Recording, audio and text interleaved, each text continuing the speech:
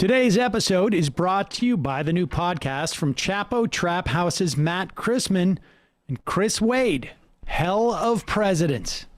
From Washington to Biden, Hell of Presidents is telling the history of the United States through the office of the presidency, all in the irreverent Chapo Trap House style. Who were all these men and why should you even really care? Listen to Hell of Presidents to find out. Hell of Presidents is available exclusively on Stitcher Premium. To sign up and get a free month of listening, go to stitcherpremium.com/hell on your mobile or desktop browser. Click Start Free Trial, select a monthly plan, and enter the code HELL at stitcherpremium.com/hell, promo code HELL. And now for the show. The Majority Report with Sam Seder. The destiny of America is always safer in the hands of the people than in the conference rooms of any elite. Sam Seder. They are unanimous in their hate for me, and I welcome their hatred. We must guard against the acquisition of unwarranted influence, whether sought or unsought, by the military-industrial complex. The Majority Report with Sam Seder. Ever get the feeling you've been cheated?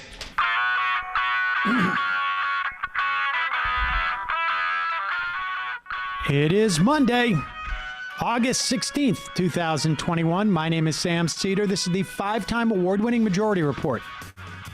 We are broadcasting live steps from the industrially ravaged Gowanus Canal in the heartland of America, downtown Brooklyn, USA. On the program today, Elizabeth Tandy Shermer, Associate Professor of History at Loyola Chicago University, and author of Indentured Students, How Government-Guaranteed Loans Left Generations Drowning in College Debt. Also on the program today, Kabul falls to the Taliban as our 20-year delusion exposed. Meanwhile, thousands flee as Taliban declares that the Afghanistan war is over. So begins the national amnesia over George Bush's disastrous decisions, Obama's weakness, and Trump's cravenness.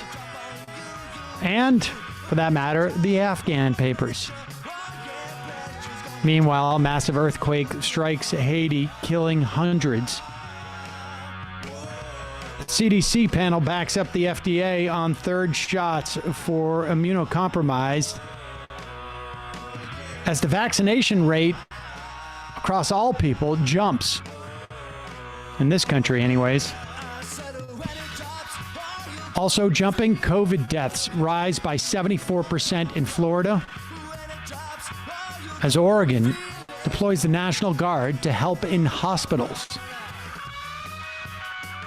New report, nearly half of U.S. workers don't earn enough to afford a one-bedroom rental in this country. Biden administration approves new nutrition standards, which will create the largest permanent food stamp benefit increase in the program's history. A 25% bump in benefits for the 42 some odd million people receiving food stamps. Trump-appointed judge orders the Biden administration to reinstate the Remain in Mexico policy. All this and more on today's Majority Report. Ladies and gentlemen, welcome to the program. Joining me as always and desperately trying to get my keyboard to work. Her keyboard to work, Emma Vigland. Hello, Hi. Emma. Did you manage? We'll see. Gotta connect it. Okay, well, good luck. Thanks. So, folks, I don't know if you've seen the horrible images coming out of the Kabul airport as the Taliban have basically all but taken over all of Afghanistan, and maybe not even all but. President of Afghanistan in exile now. Taliban has declared that the Afghanistan war is over. And months ago, when Joe Biden announced this, I think I made a point at that time to say that this is going to be incredibly ugly. And I don't know that people anticipated, or even that I anticipated, that it would be this ugly on day one. But it's going to get uglier, too. And this was an inevitability. And if anything, it shows the folly of our presence there. It was a house of cards. And we got word of this a couple of years ago during the Trump administration. And that was in the release, I should say, of the Afghanistan papers, which made it quite clear that the military, that our politicians have been lying about any successes in that country for well over a decade, close to 2 decades of just lying to the American public. And no one wanted to be the guy, I mean, it's all been men, who wanted to have these images on the day that the American military left. And that's why it didn't happen before now. Now, that said, Donald Trump, and we will play this later in the show, made it quite clear that he wanted credit for ending this. Months ago, maybe close to a year ago now, the Trump administration made a deal with the Taliban to release 5,000 Taliban prisoners so that there would be less conflict there as a way of protecting Donald Trump's bid to be reelected. Many of those prisoners are now in the leadership of the Taliban. I don't know that that made a material difference for what we've seen in the pace of the fall. I think there was some notion that the Taliban would take over the entire country and not Kabul. But again, this was all just sort of, built on a foundation of sand. It was all a house of cards, however you want to express it. It's been a delusion. And it's a delusion that is being propagated by not only by the military, not only by some of our politicians, but also our media. Check out this clip of Jake Tapper just completely, and we're seeing this across the board, right? This massive failure for Joe Biden. The failure already existed.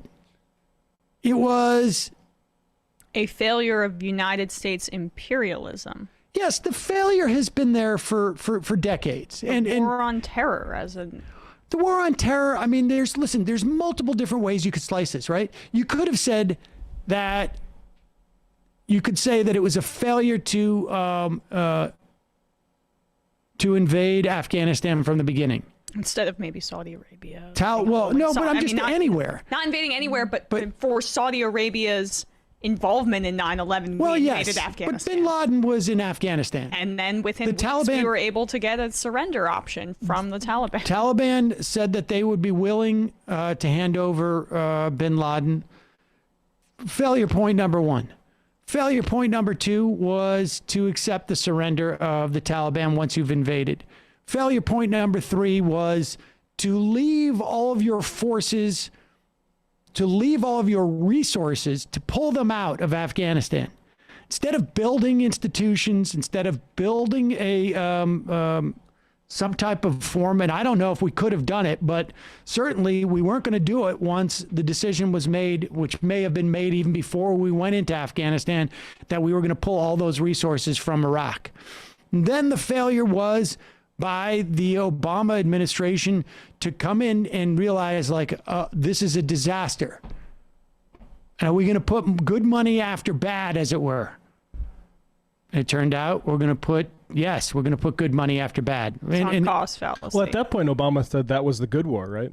That was the good war. But when he got into office, he could have said, you know what? It turns out the good war is not working. But instead, that good money is just a euphemism for killing more civilians, losing more U.S. lives, and kicking the can down the road. Trump did the same exact thing. God knows what would have happened in May if he had been reelected, if he would have held, actually followed through on that. Nevertheless, here we are. And the U.S. media is making it as if this problem was a problem that developed in the past 2 months. Here is Jake Tapper interviewing Tony Blinken. Scott, Secretary of State Antony Blinken. Secretary Blinken, thanks so much for joining us. Take a listen to what President Biden was saying less than 6 weeks ago. Your own intelligence community has assessed that the Afghan government will likely collapse. That is not true. They did not reach that conclusion. There's going to be no circumstance where you see people being lifted off the roof of a embassy. The likelihood there's going to be the Taliban overrunning everything and owning the whole country is highly unlikely. Secretary Blinken, as you know, the Taliban has closed in on Kabul. We're evacuating the embassy, burning documents. Biden increased troops deploying to the country twice in 3 days just to rescue those there. This is not just about the overall idea of leaving Afghanistan. This is about leaving hastily and ineptly. Secretary Blinken, how did President Biden get this so wrong? Jake, first, let's put this in context. And as we've discussed before, we were in Afghanistan for one overriding purpose. To deal with the folks who attacked us on 9/11. That's why we went there 20 years ago. And over those 20 years, we brought bin Laden to justice. We vastly diminished the threat posed by al-Qaeda in Afghanistan to the United States to the point where it's not capable of conducting such an attack again from Afghanistan. We're going to keep in place in the region the capacity to see if any reemergence of a terrorist threat and to be able to deal with it. And on the terms that we went into Afghanistan in the first place, we've succeeded in achieving our objectives. When the president came to office, he had a decision to make. The previous administration negotiated an agreement with the Taliban that said that our forces, our remaining forces, only about 2,500, would be out of the country on May 1st. And the idea that the status quo could have been maintained by keeping our forces there, I think is simply wrong. The fact of the matter is, had the president decided to keep forces in Afghanistan beyond May 1st, attacks would have resumed on our forces. The Taliban had not been attacking our forces or NATO during the period from which the agreement was reached to May 1st. The offensive you're seeing across the country now to take these provincial capitals would have commenced. In other words, there was no, did Joe Biden get it wrong, or was he lying? Could he have possibly said, no, it's going to collapse within moments as the planes take off. And we're probably going to have to fight our way out. If he had said that a month or two ago, would there be the will, or would, everyone on CNN or wherever it is, MSNBC, I'm sure there are same people who are complaining about the same thing on every single news network. We can't leave. We can't leave and have that happen. It was inevitable. There is no time that we could stay. We could stay there for another 20 years and it would be exactly the same. We could have gone back in time and say we were going to occupy a country for 2 decades, actually use the over $1 trillion that we spent on the war, specifically in Afghanistan, to set up infrastructure, to set up institutions that would have created a government that would not have been so susceptible to kleptocracy and to the Taliban taking over so swiftly. It's an indictment of the premise that the United States' imperialist wars do anything except destroy, that we saw this fold so immediately. If the United States wanted to occupy a nation for 20 years, and I disagree with that wholeheartedly. They could have spent that money on creating a government and structures and investments that wouldn't have led to this. But we didn't do that. We used that money to enrich defense contractors. It was a very profitable war. Afghanistan was just collateral damage for the looting of U.S. taxpayer dollars to go directly to Lockheed Martin and other defense contractors, Boeing, etc. So that's what this was. And it was a war of lashing out after 9/11. Bin Laden was located there, so Afghanistan, which already had faced the brunt of U.S. imperialism decades before, of course, just collateral damage. And then now the media, which supported those efforts decade after decade, turns around and say, well, what about the women and children of Afghanistan? What about people there? Yes, that's what we've been saying the whole time. Okay, I just want to bring up, if we have time, how much, we're talking about if we're going to learn any lessons. This is the concept of the decent interval from Vietnam. Decent interval is a theory regarding the end of the Vietnam War, which argues that from 1971 or 1972, the Nixon administration abandoned the goal of preserving South Vietnam and instead aimed to save face by preserving a decent interval between withdrawal and South Vietnamese collapse. Therefore, Nixon could avoid becoming the first United States president to lose a war. Like, this seems to be like the main thing we're preoccupied in Absolutely. wars. How do we save face when we retreat? Absolutely. This is why Obama should have done this 10 years ago. And this is why it's happening now. Let's watch Jake Tapper go on and make this point about, like, I love this concept of a Saigon moment. It's not a Saigon moment. I mean, it's not like the definition of this is not a function of us flying out of there and people hanging on to the planes or the helicopters, as it were, at Saigon. The definition of this is the real lesson is that we can't do what we think we can do. And we need to stop pretending. To do what we think we can do is my point too. Like, we can't do what we think we can do, which is, set up infrastructure by not, and we didn't even put the effort to do it. Do the effort, Here's clip number 2. This troop surge to airlift Americans out of Afghanistan, aren't we already in the midst of a Saigon moment? No, we're not.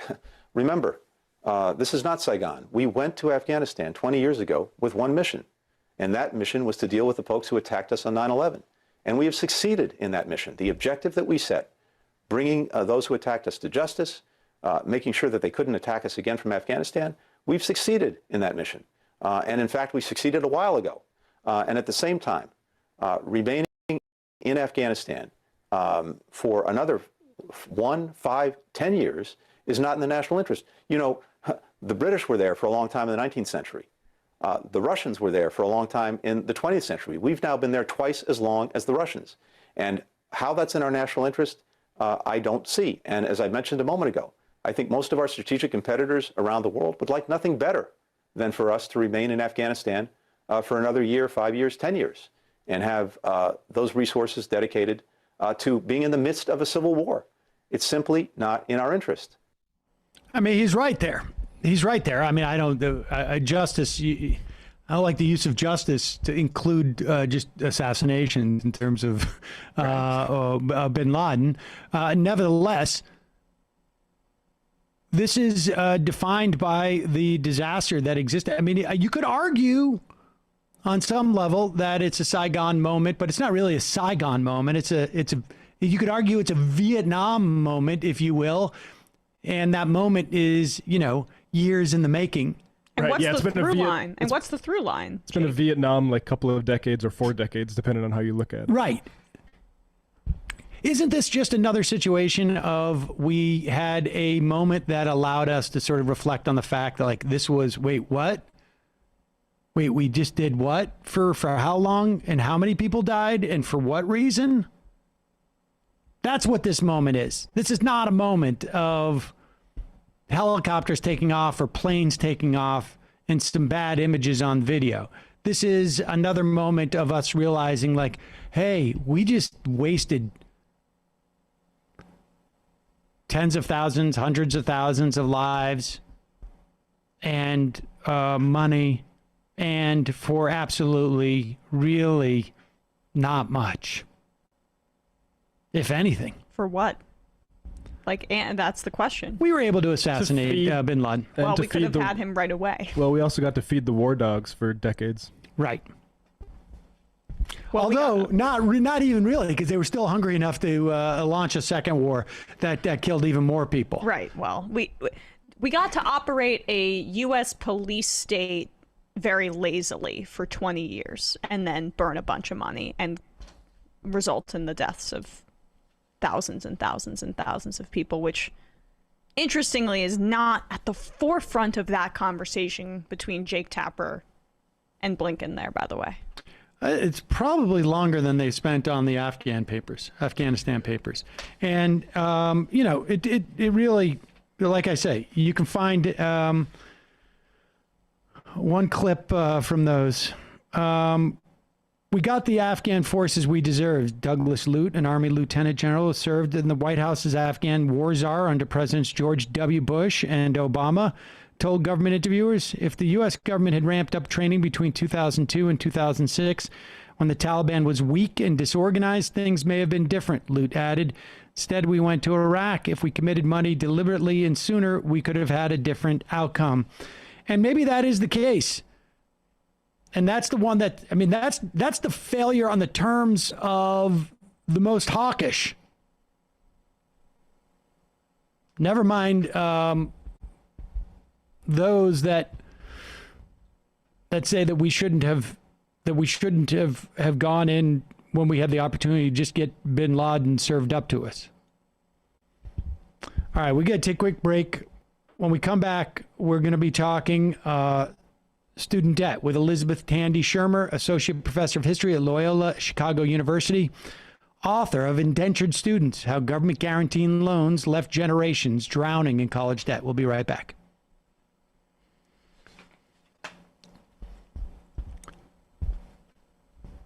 Got a sponsor for today's show.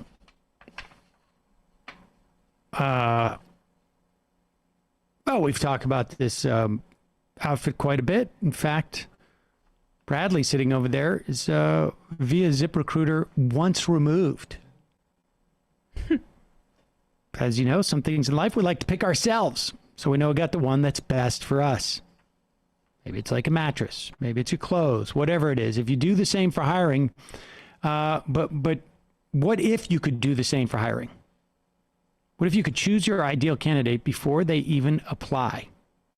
That's where ZipRecruiter's invite to apply comes in. It gives you, the hiring manager, the power to pick your favorites from top candidates. And right now, you can try it for free at ZipRecruiter.com/majority. When you post a job on ZipRecruiter, they send you the most qualified people for your job. Then you can easily review the candidates. You invite your top choices to apply for your job. Lauren Webb, SVP of Talent Acquisition for Mindula Health, raves about the invite to apply. She said, quote, "I love that feature because we have a much higher follow-through rate if I invite candidates." According to ZipRecruiter internal data, jobs where employers use ZipRecruiter's invite to apply get on average 2.5 times more candidates. This, of course, helps for making a faster hiring process. We've had a lot of success here with ZipRecruiter. Like I say, found Bradley through Brendan, who we found through ZipRecruiter. See for yourself. Just go to this exclusive web address, ZipRecruiter.com/majority, MAJORITY,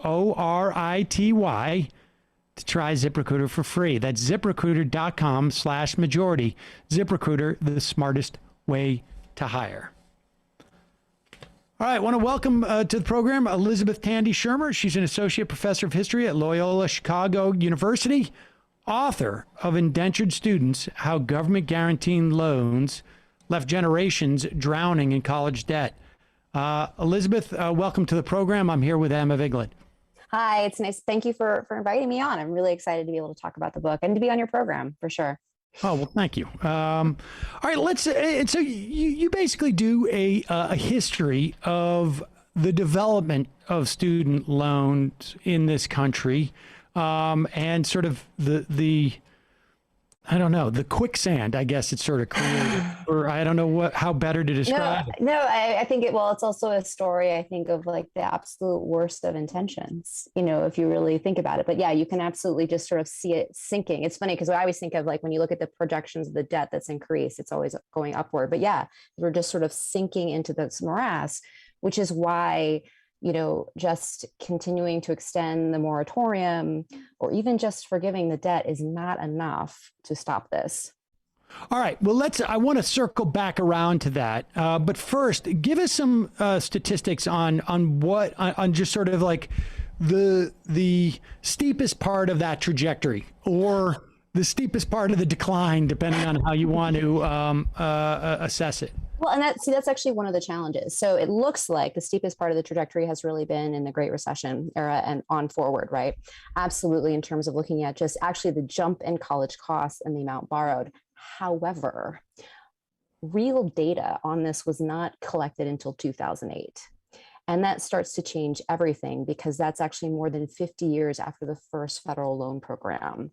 And when you actually go back to it, because I think that's what's challenging for folks, is that they look back at the past and they see just a couple of $1,000s in terms of how much it costs to go to college. So in the early 60s, it's about now I can't remember, of course I can't remember the exact, but it's a couple $1,000s to go to college, like the entire expense of it in the early 60s. But JFK points out to a reluctant Congress, that's more than the median household income.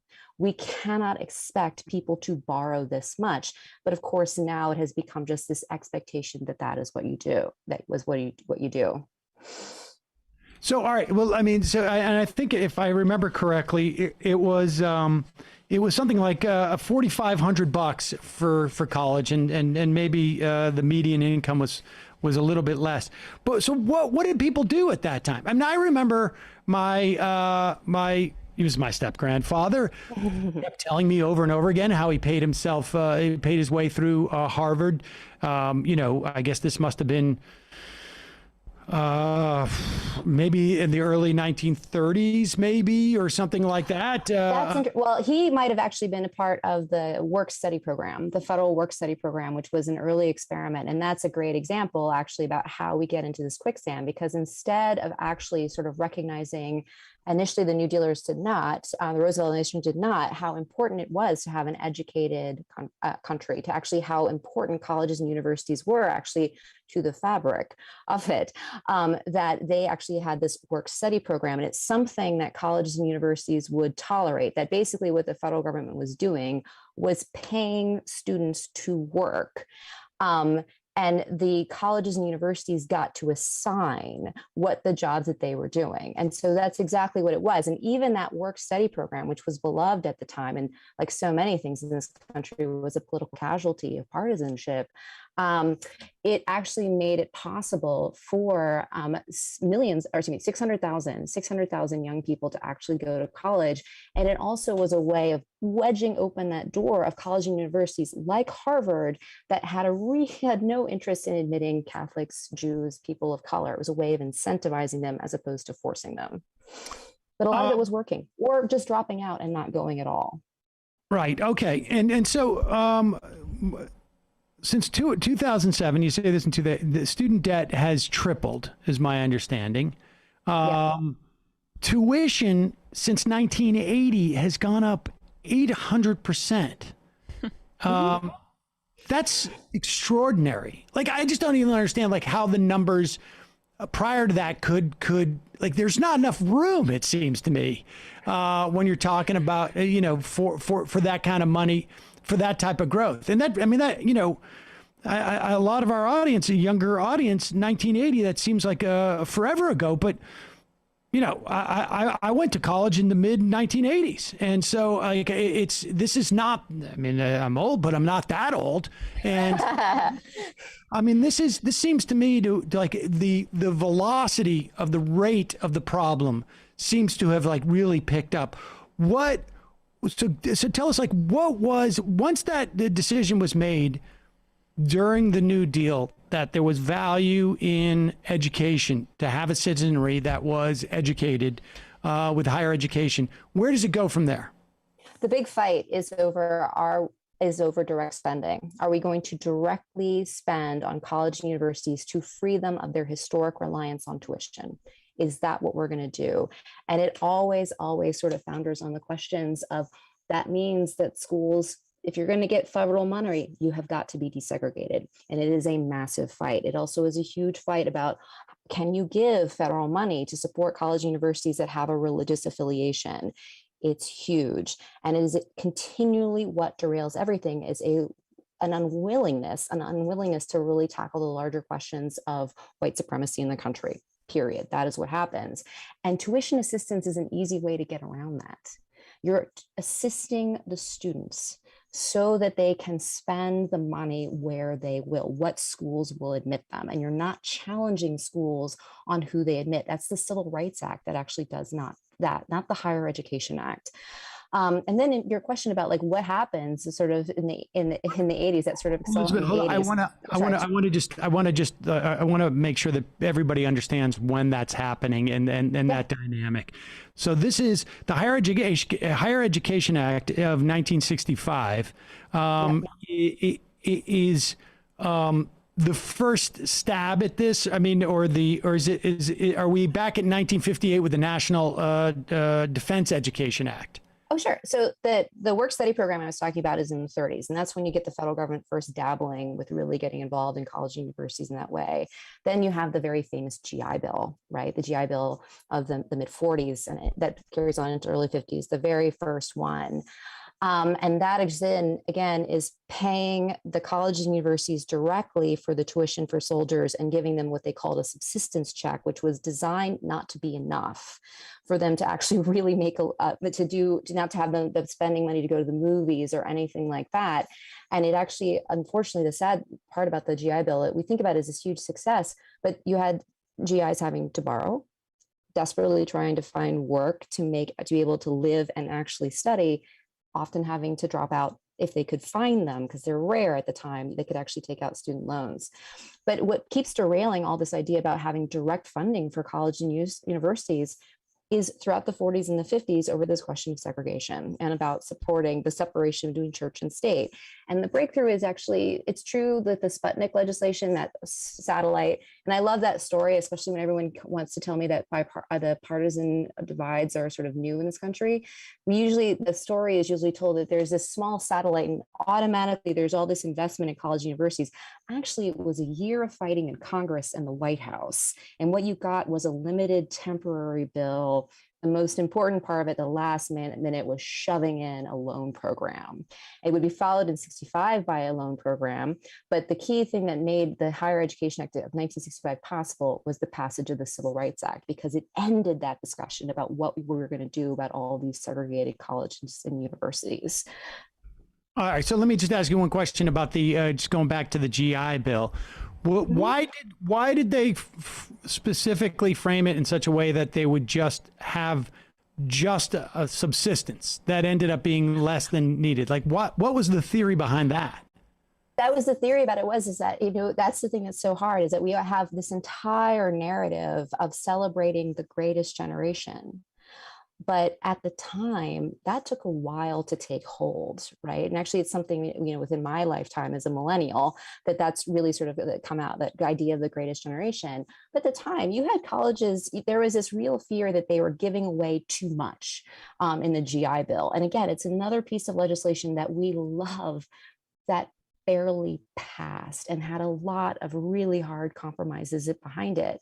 And it had some really the politics of it were really kind of crazy, because you had the very conservative American Legion fighting for more benefits, trying to get it through a Congress, a conservative controlled Congress, conservative Democrats from the South, conservative Republicans from across the country, trying to limit the benefits the federal government was going to go.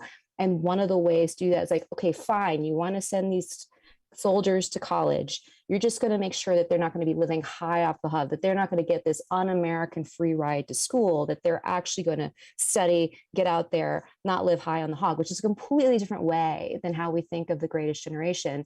For me, and I should say that academics were guilty in this, Robert Hutchins, the head of the University of Chicago, usually celebrated as this great civil libertarian, he flat out said that the GI Bill was going to turn colleges and universities into hobo jungles. That's what he thought of the greatest generation coming back.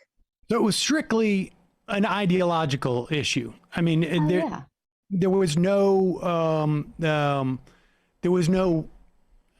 money that was invested, behind this ideology. It was just strictly an ideological perspective on.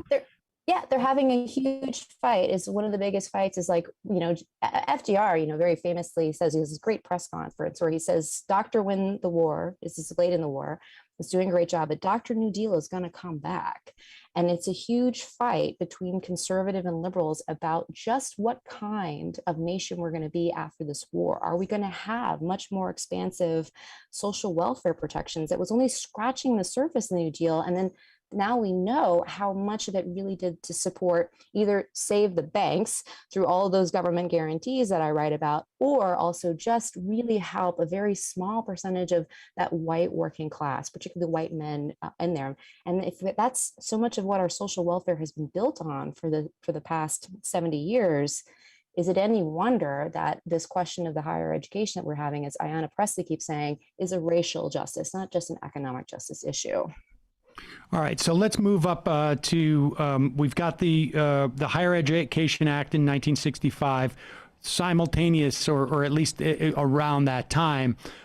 We have the Civil Rights Act, and that introduces the concept of you cannot discriminate in your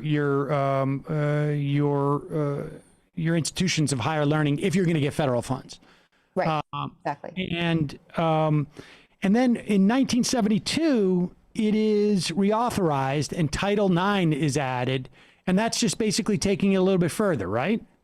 Well, Title IX for sure, but also added to that. And I think Title IX is, for listeners who don't know, this is really sort of equal opportunities for women to go to college, university. I think one of the, as a historian, it was actually surprising for me, but surprising for a lot of people, is that there wasn't a big discussion about women's ability to go to college in the original discussions of the Civil Rights Act. They're still fighting about making sure that people of color will have access. And they do it in very colorblind ways, connected to the loan program about incentivizing this ability, and also hiding the money for historically Black college universities under this title for developing institutions, recognizing it's going to take decades to actually desegregate and genuinely integrate. But with the 72, people understand what within that Higher Education Act, there was I don't have the number, but there was money, essentially direct payments for historically Black colleges. Exactly. That had to be hidden because you didn't want anybody to politicize it too much. But it was also, like you're saying, a recognition that if we start now, it's going to take still a long time before, and it took longer probably than they anticipated.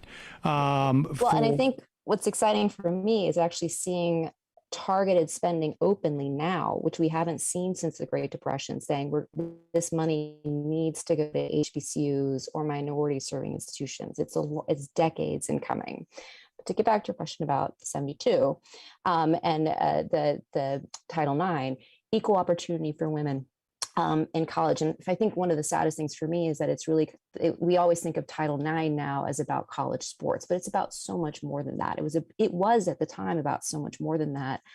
But I think the heartbreaking thing for me is just like with these sort of assumptions that all you need to do is put it in the law, is that it didn't do as much to ensure that women were getting equal opportunities to pay for college. So you still see that women tend to need to borrow more. They're not getting the scholarships. They're not getting the grants, these kinds of things. And it is true that women now are, women are more likely to go to college than men. That's been true since the early 90s. But we tend to have to borrow more and we take longer to pay it off because Title IX does nothing to do to erase the wage gap between either whites and people of color in this country or women and men. It hasn't. And there was this assumption that's all that you would need to do is just get them to go into college, as if that would just erase the historic inequities. And we should say, There was just a report that came out. I mean, in regards to race, anyways, there was just a report that came out. I don't know, last week that showed that the wealth gap for Black Americans has gone the wrong direction. Absolutely. Because wealth is a function of your assets versus your liabilities, and you can have. First off, the incomes are not growing at the same pace as they are for white people. And the debt load, because there's less intergenerational wealth and these families have less money to lend to their, to give to their kids to go to college or whatnot, this gulf is widened, right? Absolutely. And I think for me, when I've always talked about the Loan Project, including now, and the book is finally out, I focused on the story of the student lending, but it doesn't change the fact that this is a great example about how things that we have assumed were social welfare, it's a lot of financial products. And who gets the guarantee are the bankers. And we have to think about that when we now have are thinking about questions of long-term racial wealth gaps, not passing on just generational wealth, but also generational debt. And I think that that's exactly where it gets at to, that if you see that the whole reason, I mean, think about it, Sam, giving a student loan is a terrible financial product. I'm going to give you a loan for something that I cannot repossess. And if I could repossess it, I can't sell it to anyone else. And if I took it away from you, you wouldn't have the credentials to compete for work to paying me back.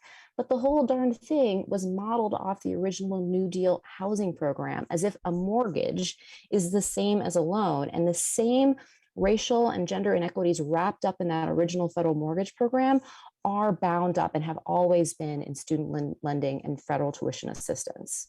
And what is the culpability of colleges in this, right? We talk about the increase by 800% in whatever that time period was. I mean, it's a bit symbiotic to have it fall on the student as opposed to kind of having a set payment by the state, for example.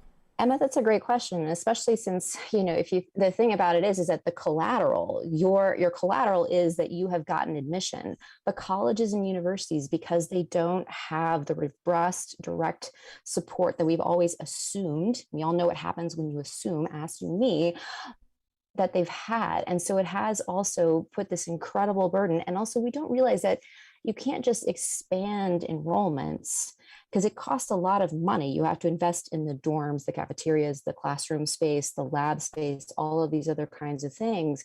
But if the historic tradition has been in nonprofit colleges and universities to charge less than the cost of instruction, that's where we get into these questions of how do you compete for students? How do you compete for private donors? How do you compete for state earmarks? And it's really kind of setting these colleges and universities up for fail when we need them now, when the real wealth is produced in knowledge-driven industries. And also, if we lose a college and university, that's a devastating consequence for the surrounding communities.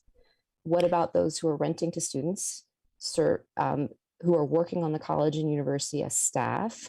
What about the businesses? But also, where would we be without the research produced at these college and universities? Why are we expecting students and parents to pay for the research that required the search for the COVID-19 vaccine, to figure out the best public health policies to roll them out?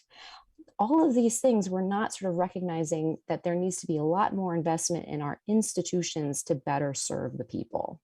Not just the student parents on there. Sorry. How much of the increase in tuition? I mean, it seems to me there's two different stories here, or similar stories. One is the story of institutions fighting for students and those tuition dollars by adding to their physical plant and upgrading and getting into some type of like arms race with that regard. But the other is that the cutting off of funding, direct funding, to the extent that there was any for state colleges, let's say, and shifting that burden of paying it onto, making the students more consumers than recipients of sort of state-backed institution, state-backed education. That created upward pressure on tuition rates? I mean, how much? You can't separate those. You can't separate those two stories. And I think the dangerous thing is that, what makes headlines is when some university rolls out a new luxury dorm or something like that. But the other aspect of higher education that folks aren't realizing is that we're a lot like in K through 12 schools, that we are expected to deliver more and more social services with less and less support. A great example of this, every single campus in the University of California has a food bank now because of dealing with the question of hunger. And that's not just a question of college students, college students having to borrow so much. That's a question of the quality of the jobs, that you can't just make enough money to pay for college driving for Uber, if you can even have a car. We also are providing the housing, that there's a whole way that we're not actually realizing how much these college and universities, just like K through 12 schools, are providing a lot of vital social services because of a step back in these basic investments. And that's a part of it as well. The other thing I'll say to defend, and I can certainly come down against colleges and universities for sure, especially on their labor practices, in terms of making sure that staff and faculty are paid a living wage, or actually more staff, staff are paid a living wage, is that we have to recognize too that you do actually need to upgrade. You do actually need to get rid of the lead pipes in some places of these older college universities. You also have to provide Wi-Fi. That this is just the fundamental things. And that was one of the real shock in the system to a lot of folks when we had everything had to go virtual in March of 2020, is that just a lot of students didn't have their own laptops. We have this mythology about focusing on the most rarefied institutions. And so you have college and universities scrambling to figure out how they're going to enable students to get the connectivity and to get the equipment so that they can still study virtually. Is that an indictment of the way that the institutions are structured, or the institutions themselves? Because maybe a more radical approach would be, we got to tear this stuff down and start something. Well, I mean, I think the question is I think it is structural.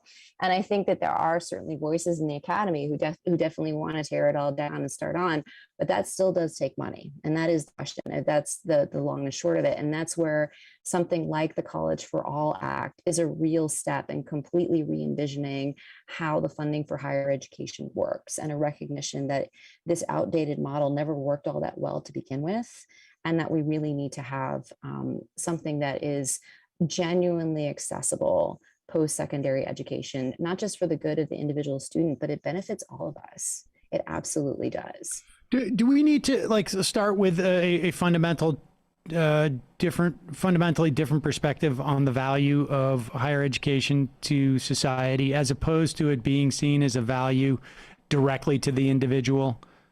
Yes, absolutely. Because, and I think it is true, is that, the danger of it, because of the cost of tuition, is that there's such a focus on the job that the person will get out of college to be able to pay it back.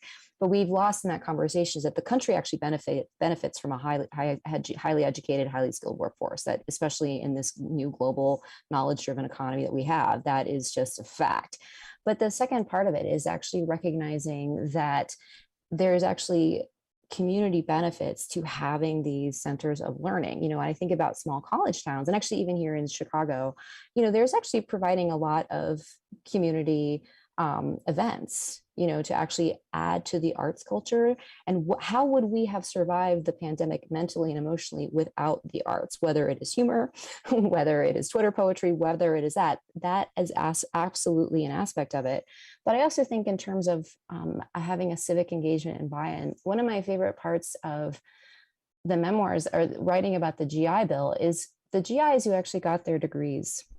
They don't remember the fact that they actually were barely scraping enough money to pay food for themselves or their family. They don't talk about that.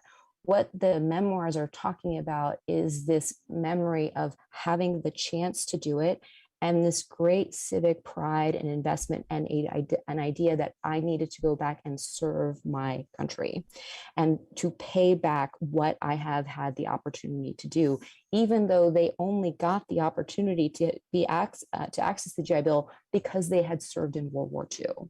So it's this extraordinary moment when we're realizing at this moment we're talking about how divided we are, that actually having these genuine civic spaces where people have the chance to opportunity to feed their minds and really sort of think about themselves as citizens who are supported can actually sort of move us forward as a country, not just for the individual. All right, so we have just a couple minutes left here. Let's talk about where we're at this point. We've had a moratorium that will last by the time it's over. Well, right now the Biden administration has pushed it into, I think it's January of 2022, close to 2 years, a little bit less. Probably a savings in interest of anywhere from like $5,000 to $8,000, right? I mean, per student on average, somewhere around that neighborhood. Mm-hmm. It's hard to know what's going to happen in January 2022. It's conceivable that they punt the moratorium again, which would save some more money. It's conceivable at one point, once Joe Biden realizes his legislative achievements are over for his term, because it could very well be if they even get this reconciliation done. He says, I'm going to do now another $10,000 of student debt relief. Maybe it'll be 50,000 if, I think it's unlikely at this point, but it's possible. But even if the 50,000 was to go through, as pushed by Schumer and Warren and others, or totally, that's not enough, is it? Because then we just start essentially the clock starts again, and we still have the same problem that we're creating this massive debt machine. Yeah. Period. That's exactly what happens. And I think that's also the same thing that we could think about, like when we talk about the eviction question too, is that it's time. We're at a moment in time when we actually have to rethink how we got into this mess in the first place and stop keeping with the fundamental way that we did it. One of the reasons that I like the College for All Act, which I do realize that is not which is in the infrastructure bill being the part of the reconciliation bill that is being sort of parsed out now, is more the limited idea about investment in community colleges, which is important. But the College for All Act, what it's effectively doing is creating a public competitor, sort of like how the federal program, the federal health insurance program was supposed to be for Obamacare. But back in the New Deal, the Tennessee Valley Act actually was made just completely lessen the cost of electricity, which fundamentally just turned the lights on in the South and other parts of rural America at the time. But you have a public competitor. That makes a big difference. And it is an actual investment in it.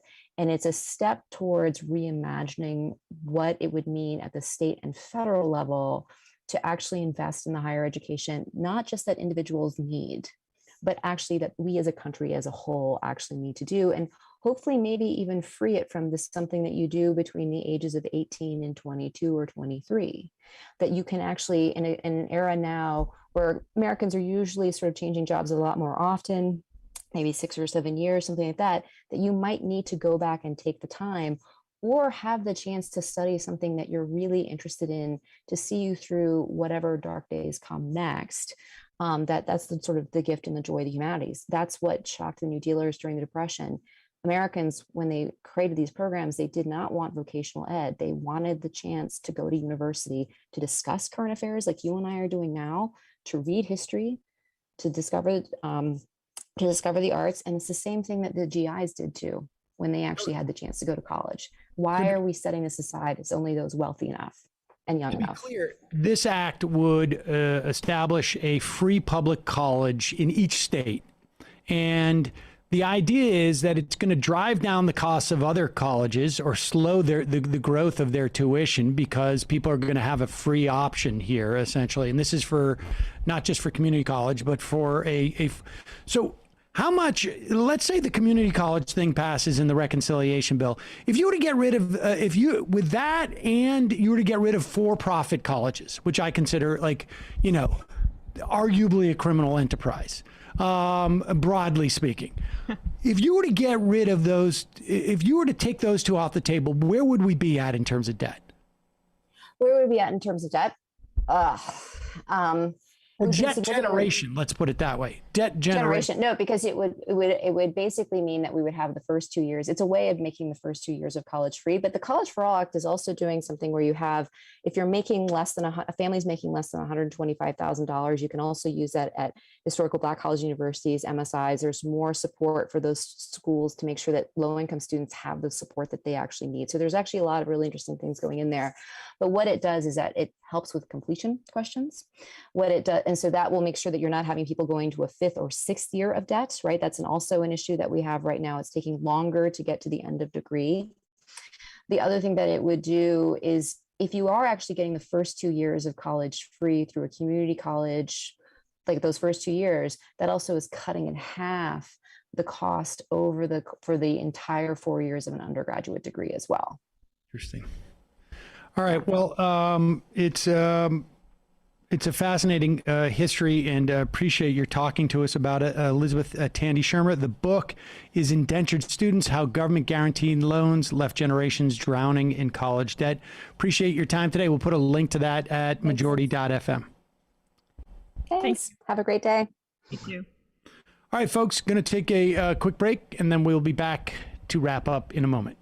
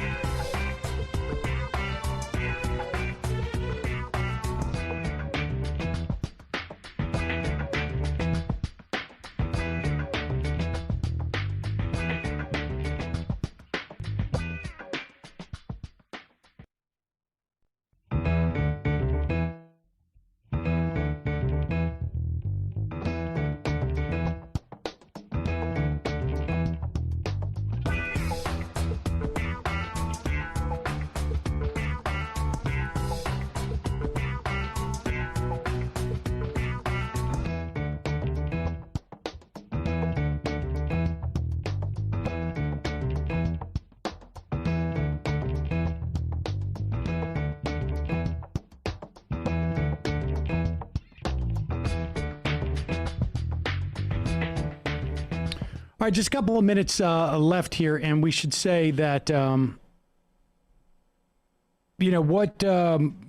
was a piece that Katrina Vanden Heuvel wrote 2 years ago now, I guess it was. I saw that in the Washington Post. Yeah, it was an op-ed. She was retweeting it out. Retweeted it, yeah. And she made the point that, and we will not see these people. We will not, one of the problems with lionizing someone like George W. Bush, simply because Donald Trump was so horrible, is that it contributes to this notion of we are so far down the road, and our media are the conventional wisdom is just saying how could we have taken that driven through that stop sign, as opposed to wait a second, we've been driving for 20 years. How did we get here? If you're looking at anything that happened in the past 2 or 3 months, or any decision, and granted, the Biden administration, if we really cared as a country about the Afghani people, we would have 10 to 20,000 refugees in this country already. Yeah, well, that's Afghan refugees, and we don't. And we were supposed to bring in 3,500, and only 1,200 have been processed at this point. There's probably thousands, and we saw images of that. But there's thousands who wanted to leave. If we really cared about the Afghani people, left, right, whomever, Jake Tapper would have been talking about why aren't we getting Afghani civilians out of here 6 months ago. But we didn't, because this country is hostile to refugees. It just is. All right, we've got to say goodbye to the Peacock people. We will see you tomorrow if you're watching us on Peacock. If you're watching us today, we'll continue to rant about this. Yep. I mean, it's this more is like if you just trash the house and then someone's like, you left the light on in the bedroom. It's just that there's That's just gonna like waste electricity. There's no memory. There's no accountability. This accountability should have happened a long time ago. But again, if there was genuine concern about the Afghani people, all the people who are talking about, women will suffer, and the women will suffer in Afghanistan. Absolutely.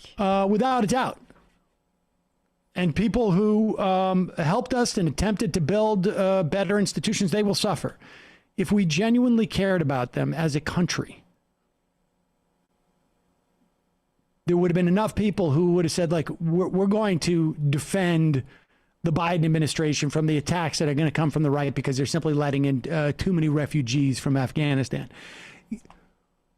100,000 Afghani refugees could come into this country, and we would have no idea. Like, we could absorb them so easily, we would have no idea. The only difference is it would be a couple of cities and towns around the country where you would have Afghani food and one more interesting place to eat. And that's it. We could absorb those people in. America's as equipped as any place to absorb those people. Absolutely. Absolutely. And so, why do you think they're not talking about the Afghani deaths, Sam? Like, what? We don't have a conversation. I mean, Axios published some scathing piece about the Biden administration's handling of this over the weekend. And the framing was, how disrespectful is this to our American troops that they died in vain or they suffered in vain? The entire war on terror has been an exercise in suffering in vain. And then you're not going to mention the thousands of people killed in Afghanistan, displaced. It's because that analysis would be used as a framework in the future when there's the next war of American might and imperialism. And then the media would not be able to reckon with that because, like, the entire framework of by which they operate from is about American hegemony and the project of our democracy. It's just ridiculous. There's children in a fantasy land about what, like, they're supposed to be what the people who are telling the truth about what we do, and they're acting as if they're, right, reading Harry Potter, and it's we're Harry versus Voldemort. All right, we're going to take a break and head into the so-called fun half. May not be as fun as normal today. Disturbing, again, what's happening in Afghanistan. And also, like we say, there was a certain inevitability to this, although you didn't need the inevitability. I mean, you could have gotten the Afghani people out quicker, without a doubt. Just a reminder, it's your support that makes this show possible. You can become a member at jointhemajorityreport.com. Also, justcoffee.coop, fair trade coffee, tea, or chocolate. Use the coupon code majority. You get 10% off. Check out the AM Quickie as a newsletter. You can sign up for it at majority.fm. Scroll all the way down to the bottom. Put your email in. Promise we will never, ever sell your email address to anybody.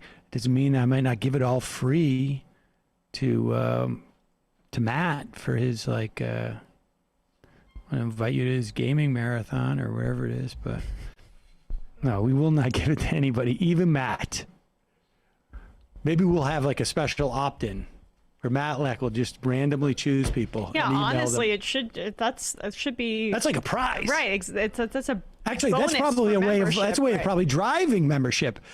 One lucky email profferer will get an email from Matt, a personal email. I don't know. It sounds like a lot of work already. I don't know if we probably should speak. Bradley's going to have to draft it, and then you're going to sign off on it. I wish I was the type of person who could take advantage of a bunch of illicitly acquired email addresses, but well, but it's just a personal one, like one paragraph where you're just like, hey, what's up? Let me tell you what I did today. Once a week, you just do that. Oof, that's a lot. Maybe once a month. No, but Bradley's just going to have to do it. And Bradley will draft it. It'll be one of those things where, you get an autograph from some famous person as a kid. It's just robo-signed. You'll get a text from Bradley on like a Wednesday. What'd you do today? I went to Bradley's going to make it up. And then Bradley writes it up, and then you just sign off on it. No, Bradley may concern. That's too much work for Matt. It has to be Bradley making up, thinking about what Matt's day would be like. And maybe we can do like some sort of crypto NFTs sort of mix in, so I can really make some money somehow in this. Bradley could also just like describe like what Matt was wearing that day, and just sweatpants and a t-shirt. Well, we forgot the hat. And the hat and the glasses. Have you debuted your new glasses on I was gonna say, Left Reckoning? New shades. Yeah, you can check out my new shades on Left Reckoning. Where'd you get those? These just at an optical place on Flatbush. But he talked me into like the old 70s style bar up top. I've been thinking about that. I love it. That move. Yeah. That's coming back now. I know, I'm ready. I'm a little bit ahead of the wave as usual. Yep, there you go. All right. Speaking of the wave, and as usual, what is happening in the Matt Leckian universe of They're going to media? make us do the wave. No, for patrons of Left Reckoning, yesterday we released a talk with Natalie Shore about two of her articles. One on how to use carrots more than sticks in getting people to get vaccinated, and also what Bill Gates and Jeffrey Epstein's relationship says about philanthropy and about Bill Gates. So check that out, patreon.com/Left Reckoning to get that show. And your show now is financed by the former Mrs. Gates, right? Yeah. What's her name again? Melinda. Melinda Gates. Yeah, she's. Yeah, that's weird. You don't think that's a conflict at all? No, I mean we have the same enemy, so. Oh, there you go. All right, folks. See you in the fun half. You are in for it. All right, folks. 646-257-3920. See you in the fun half. Are you ready?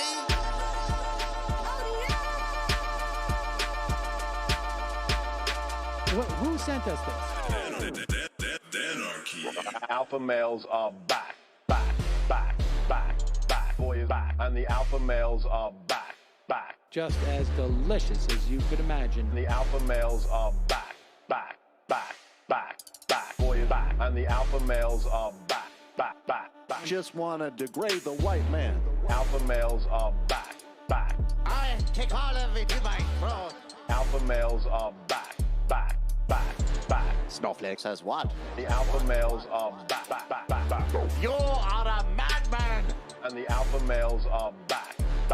Oh no, Sam Seder! What a fucking nightmare! Bring back DJ Danner. Yeah, or a couple of them. Just put them in rotation. DJ Danner. Well, the problem with those is they're like 45 seconds long, so I don't know if they're enough of a break. That's fucking nonsense. You see white people doing drugs, they look worse than normal white people, and all white people look disgusting. And the alpha males, psych, fuck them. Snowflake says what?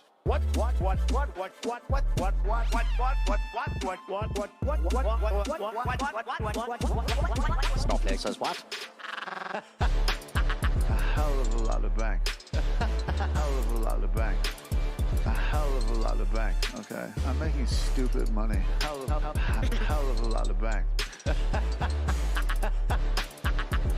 a lot of bank. All lives matter. Have you tried doing an impression on a college campus? I think that there's no reason why reasonable people across the divide can't all agree with this. Psych. And the alpha males are back. And the Africans are black African. And the alpha males are black. And the Africans are back. When you see Donald Trump out there, doesn't a little part of you think that America deserves to be taken over by jihadists? Keeping it 100. Can't knock the hustle. Come on! Fuck 'em. Fuck 'em. Things I do for the bigger game plan. By the way, it's my birthday. Happy birthday to me, Jew boy. I have a thought experiment for you. And the alpha males are back. Africans are black. Alpha males are black. Africans are back. Come on. Come on. Someone needs to pay the price for blasphemy around here. I am a total pussy.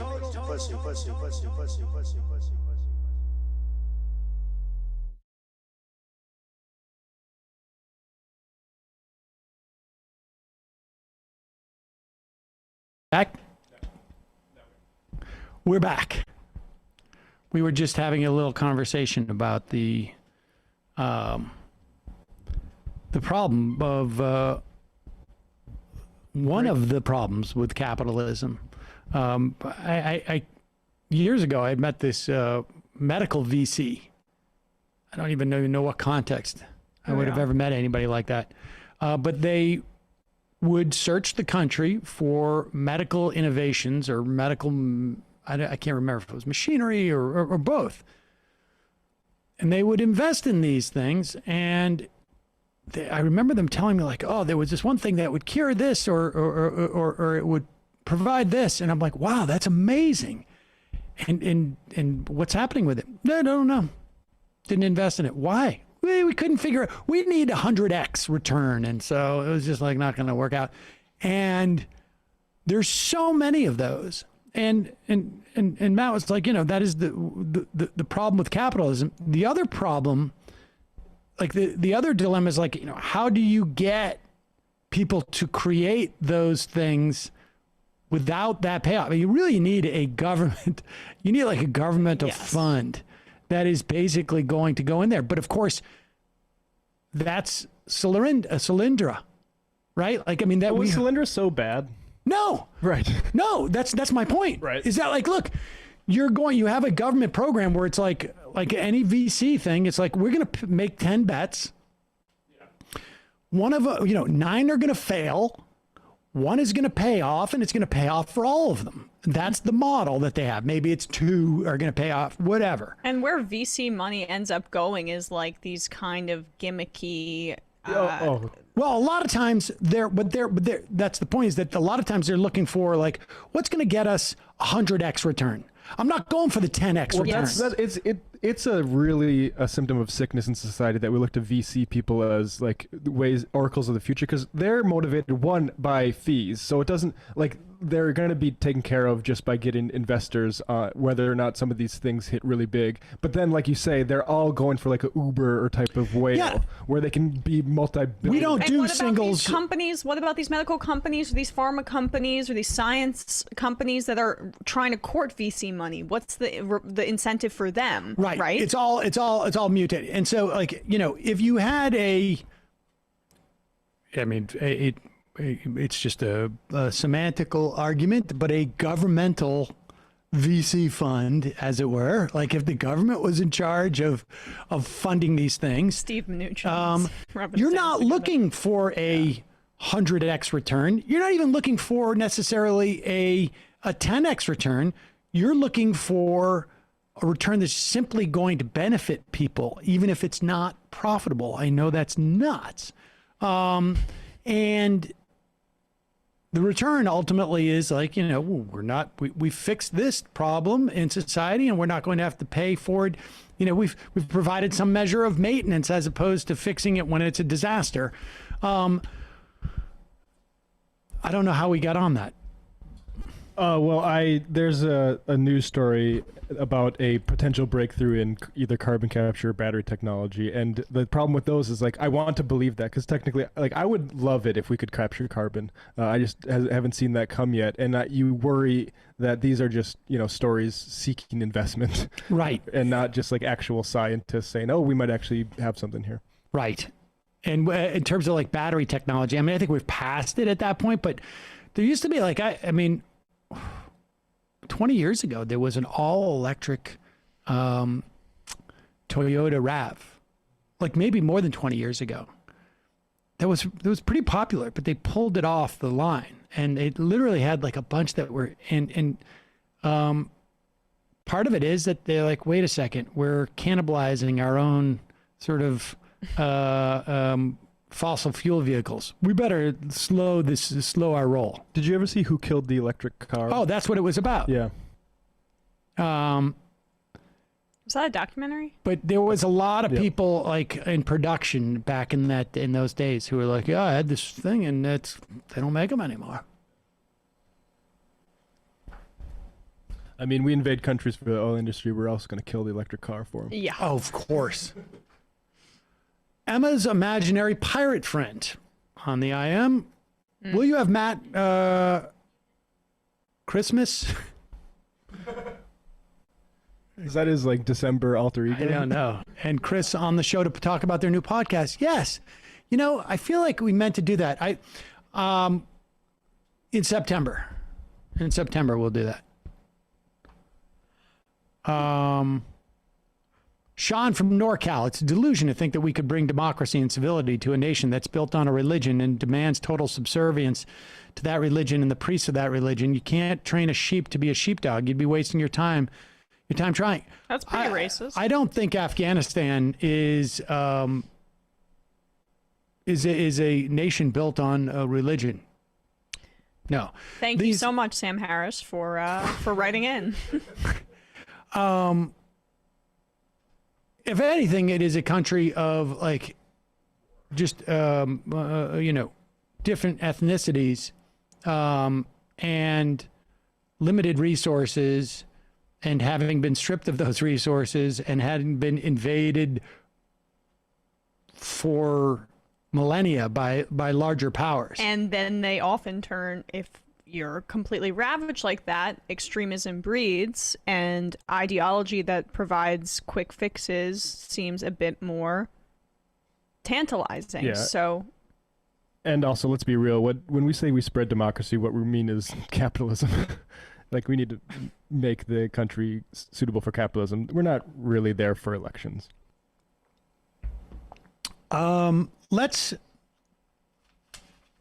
Here's Donald Trump. And they've got a little bit of a problem, right? I mean, now I guess the big thing on Twitter is they want a 25th Amendment for Joe Biden for pulling out of Afghanistan.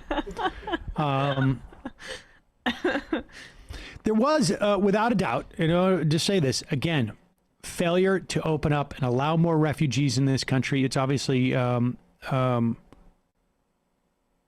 there's a dynamic where this administration is terrified of the idea of refugees coming in, terrified of the idea of immigration. At the same time, you got a federal judge appointed by Donald Trump who has forced the Biden administration to reinstate the wait in Mexico policy. But we also have had just a failure of getting Afghani civilians out of Afghanistan. Heard from Ronald Reagan earlier that he's got colleagues who just, the applications were not processed. There's no doubt in my mind, and this is not to let the Biden administration off the hook because they got to be aware of this, that the systems for getting refugees into this country were incredibly degraded over the course of the Trump administration. There are implications to an administration that is hell-bent on the destruction of the administrative state. You give them 4 years, and they're going to destroy big parts of the administrative state. With that said, there was a responsibility by Biden to make sure that before they're pulling out troops, that those systems weren't in place. But they were they were arrogant about how they'd set up Afghanistan, essentially. They were seemingly thought that there wouldn't be this big of a... Apparently there was an incredible delusion. But here is Donald Trump. They're going to try and scrub this. They also apparently tried to scrub the announcement, the bragging on the RNC page. Ronna McDaniel. Yeah. Here is Donald Trump at the Save America rally in Sarasota, Florida, almost a month and a half ago. I started the process. All the troops are coming back home. They couldn't stop the process. 21 years is enough, don't we think? 21 years. They couldn't stop the process. They wanted to, but it was very tough to stop the process when other things are at. Yeah, thank you. Thank you. It's a shame. 21 years by a government that wouldn't last.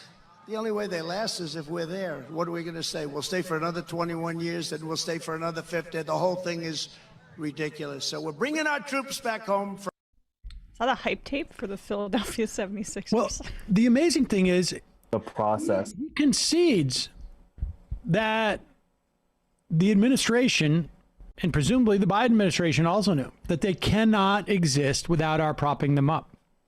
And the only thing the Biden administration did was miscalculate how long it was going to take them to fall. They thought we can get out, and a month later, the whole thing falls. Or maybe they thought 3 months later, the whole thing falls. And it turned out, no, 15 minutes before we leave, it's going to fall. Which is exactly why you need to leave. Because if after 20 years, the removal of 2,500 troops, and I guess the NATO forces as well, the thing falls in moments. And part of that, too, was that Trump had bought that time by releasing 5,000 Taliban prisoners, which also didn't help the situation. Yeah. And again,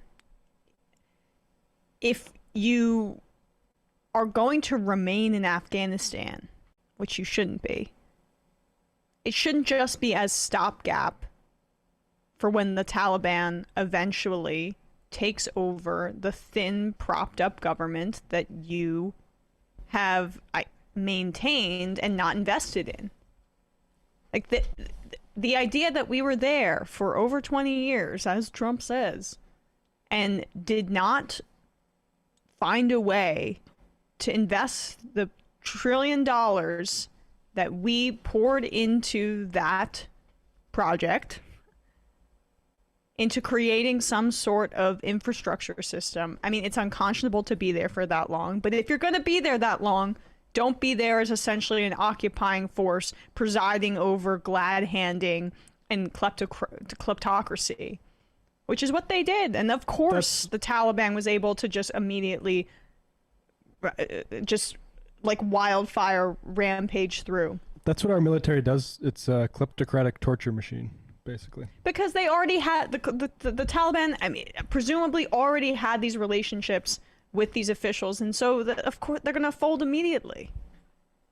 That and what a shocker! The Afghan people did not get behind the paper-thin government that we manufactured and set up for them there, and then the Afghan president fled.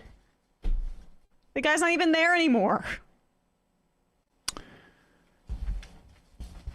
Here is Chris Wallace interviewing former Secretary of State Mike Pompeo on Fox. Pompeo, of course, back in, what was it, February of 2020, made a deal with the Taliban. We will release 5,000 prisoners if you guys just lay off us through the election and make things look like things are going well. All we need is to just get us to November 8th. A decent interval. Just you need a little breathing room. Here is Chris Wallace questioning Mike Pompeo on Pompeo's assessments that the Taliban's the good guys. We could make sure that a terror attack on the United States did not happen from there. We did it in the Philippines. We did it in Syria. We reduced terrorism risk all around the world. We would have done it in Afghanistan as well. I just want to ask you one more question about your record, though, sir. You were the first American Secretary of State to ever meet with the Taliban, and you talked about how they had agreed to join us in the fight against terrorism. Here you are, sir. The gentleman I met with agreed that they would break that relationship and that they would work alongside of us to destroy, deny resources to, and have al-Qaeda depart from that place. Do you regret giving the Taliban that legitimacy? Do you regret pressing the Afghan government to release 5,000 prisoners, which they did, some of whom are now back on the battlefield fighting with the Taliban? Chris, you make peace with your enemies. The statement that I made that day was absolutely true. You can ask the military leaders on the ground. We did good work to crush al-Qaeda. When we left office, there were fewer than 200 al-Qaeda left in Afghanistan. Chris, we never trusted the Taliban. You can ask them yourselves. We made abundantly clear if they did not live up to that piece of paper, to the words that they had put on the ground, we weren't going to allow them to just walk away from any deal that they'd struck. We were going to go crush them. We were going to go impose real costs on them. We weren't going to let them take these provincial capitals. They understood that American power was going to come to their village, to their community, to the friends and family around them, and we were going to make sure that they understood America wasn't going to allow Americans to be killed from this place. We didn't take the word of the Taliban. We watched their actions on the ground when they did the right thing and they helped us against terror. That was all good. And when they didn't, we crushed them. That's but then finally, and I want to. I guess that's it. But then, how were you negotiating with them? If you're crushing them. That's another way of saying we ran out of prisoners to release. If we had more prisoners to release, they would keep doing it. I mean, that's basically it, right? Yeah. Like you give them 5,000 prisoners and you say, hey, give me 6 months. Then you've succeeded in getting 6 months. The problem is there was no more prisoners to release. So you can't get another 6 months. And in fact, that was a couple of days ago, the Biden administration is saying, like, just let us get our people out of there. And we won't bomb you. The Taliban was like, too late. Yep. Has Mike Pompeo been lying in the sun for... I thought he was tan also. Looks a little bit cured. Yeah. Summertime in Florida. Living's easy. Yeah. If you're sunbaked, like baked. The Taliban really, giving him that leeway. They really allowed him to enjoy his vacation. None of this happened under Trump's watch. No siree. Here is Rick Scott, who, of course, is extremely familiar with the Fifth Amendment. The Fifth Amendment? The Fifth Amendment, yes. He took that about 50 times in his testimony regarding Medicaid. Oh. But now he's branching out into the 25th Amendment. Okay. That was good, Sam. After the disastrous events in Afghanistan, he tweets, we must confront a serious question. Is Joe Biden capable of discharging the duties of his office? Or has the time come to exercise the provisions of the 25th Amendment? You knew. As soon as people started talking about it with Donald Trump, you knew that these guys would have to deploy it against Biden at one point. The way they just reflect that stuff is like body snatchers. Yeah. Like, it's just freakish. Did you say body snatchers in relation to Rick Scott? I can't get it out of my head whenever I He really... But Rick Scott. Well, fortunately for us... Villain. Fortunately for us, we don't have him speaking, but that is all I can think of now. I have turned the phones on, ladies and gentlemen.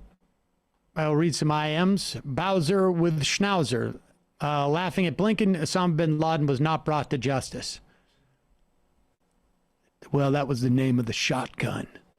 Like some... We brought him justice, showed it to him, and popped his head off. That is an American form of justice. Your left testicle. I disagree with the withdrawal isn't a failure. It's just a new failure in a long line of failures around Afghanistan. We should have never gone in, but imperialists wanted it. Likewise, imperialists have no comprehension of you break it, you buy it. When you enter a region, bomb the shit out of it, and destroy countless lives, you don't just walk away like it wasn't your fault. While the media is painting this as a failure to get the military and embassy withdrawal, it's truly a failure to stabilize the region, creates long-term blowback and threats to our country due to a new generation of resentful Afghans, and the abandonment of the women of Afghan is a direct addition to the list of human rights abuses. People literally clung to a plane and fell to their deaths because they know what our imperialism is going to leave them with. They know that our easy out politics is going to leave them in a literal hell on earth. Indeed. Yeah, I saw some CNN reporter today was talking about how it's ridiculous to hear them chanting death to America, and yet they're so nice in person. It's just like, oh, no, like, they don't see America as a benevolent force that is opposing the Taliban.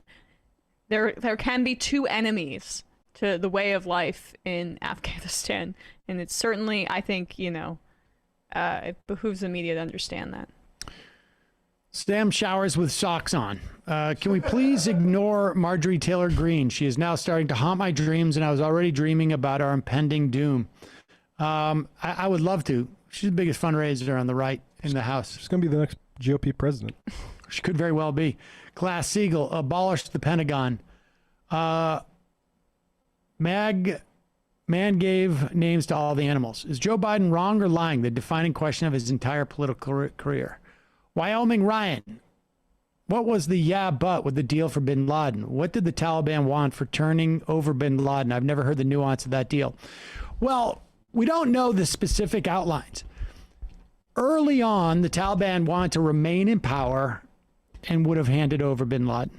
That is my understanding of the broad strokes of that deal. We're going to be talking to Spencer Ackerman on Wednesday, and that will come up. I thought it was power sharing. Was it not? At one point later in the war, that the power sharing was there. So I'm confusing two separate. There was pre-invasion and post-invasion opportunities to negotiate with the Taliban. That also involved Iran. Iran was going to broker this. We'll talk to Spencer Ackerman about it on Wednesday. Yeah, but like the quote from Bush, I wrote it down after the Taliban offered bin Laden up in October 2001. They must not have heard there's no negotiations. Right. But that was the posture. The posture was bloodlust. Above all. White communist. The U.S. never had the right to invade Afghanistan any more than New Zealand to invade Australia after an Australian white supremacist terrorist slaughtered 51 in New Zealand mosques. The big lie of the invasion were true. Couldn't other countries bomb and occupy the U.S. for sheltering their terrorist fugitives and plotters? I mean, I don't know about your example there, but like, I could see Cuba saying like, hey, wait a second. You guys have like materially assisted Cuban terrorists in your country that are looking to overthrow the Cuban government. I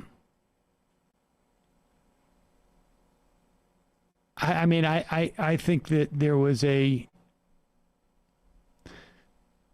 think you certainly could make that argument. It seems to me.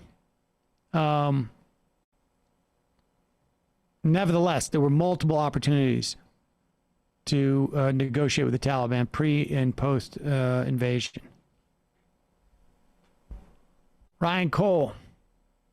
I am old. I started college in 1980, going to Santa Monica College, a 2-year community college. It was $8 a semester, plus $15 for the Associated Students card. Now it's more than 800 times that.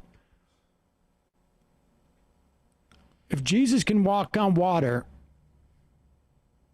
Jesus swim on land. Can Jesus swim on land? I think that's called walking. No, wait. Oh, damn it. I am willing to donate render time to Eamon, the animator, once I'm done building my new computer. It'll be a beast. Well, I think he raised the funds. Yeah, I think he's got it. He's done? At least closer. Pretty close. Yeah, check out his GoFundMe. There's still, I think you can go still help out. We'll put a link to it in our the podcast and YouTube description. Please clip the problem with capitalism talk so I can share with some closed-minded individuals that probably won't change their mind, but I'll try anyway. Clown Shoe Mike. Have we thought about asking the Senate parliamentarian to tell the Taliban to knock it off? ASM. I want to recommend True Anon podcast and listen to various episodes dealing with stock market and finance. Matt, you listen to that on a regular basis, don't you? Sorry, which was that? True Anon. Oh, yeah, it's a good show. Shore App. This past Friday, Secretary of Interior Deb Haaland came out to my reservation to attend a ceremony honoring Wind River Reservation veterans. Our state's Republican Governor, Gordon, attended with her. Long story short, she missed the ceremony because one of Gordon's security members tested positive for COVID. They all had to get tested. Not only was this bad because of the obvious danger of others contracting COVID, but the planning for this ceremony originally began about 15 years ago. And our state's hick governor just shat the bed because he didn't even bother testing his team closer to the event. Unbelievable. Jeff from Atlanta was stunned by the disconnect from this Sunday's Meet the Press panel and what most Americans think about Afghanistan. For Chuck Todd, it was all about Biden's legacy, the peril for President Biden, and the America being humiliated. Absolutely no discussion of how the U.S. military and political leadership have lied to the Americans about progress for decades. U.S. media seems intent on learning absolutely no lessons from this shit show. The Vietnam generation could get us into this quagmire this bad. What is to stop the generation from repeating? Exactly. That's why there was such a sort of like burying of the Afghan papers, the Afghanistan papers. I mean, the only difference is going to be we don't quite have the unipolar power over the rest of the world that right. we have. Right. And we won't have necessarily, I mean, silver lining of our downfall. I mean, I could care less about empire downfall, but also it's we've picked, two of the biggest sort of like potential quagmire places on the planet. Like we're going to have to find another region where we can get hung up. Prairie Fire, Kowalski. Sam, Emma, majority crew, I was going to give an ag report, but instead the recent news out of Afghanistan has made me think of the importance of the Supreme Court. Had the Supreme Court not basically been able to overthrow the democratic process in 2000, we would have likely never seen a war in Iraq, which ultimately weakened our position in Afghanistan, which probably wouldn't have happened since Gore's foreign policy was never as militaristic as Bush and Cheney's. Not to mention, we basically had an alliance forming with Iran at the start of the Afghan conflict with intelligence sharing until Bush blew it up with his axis of evil speech. This is also true. They were actively trying to negotiate some type of peace with the Taliban. The outcome of these wars are global. The refugees of these wars led the European Union to fracture and shift right hard.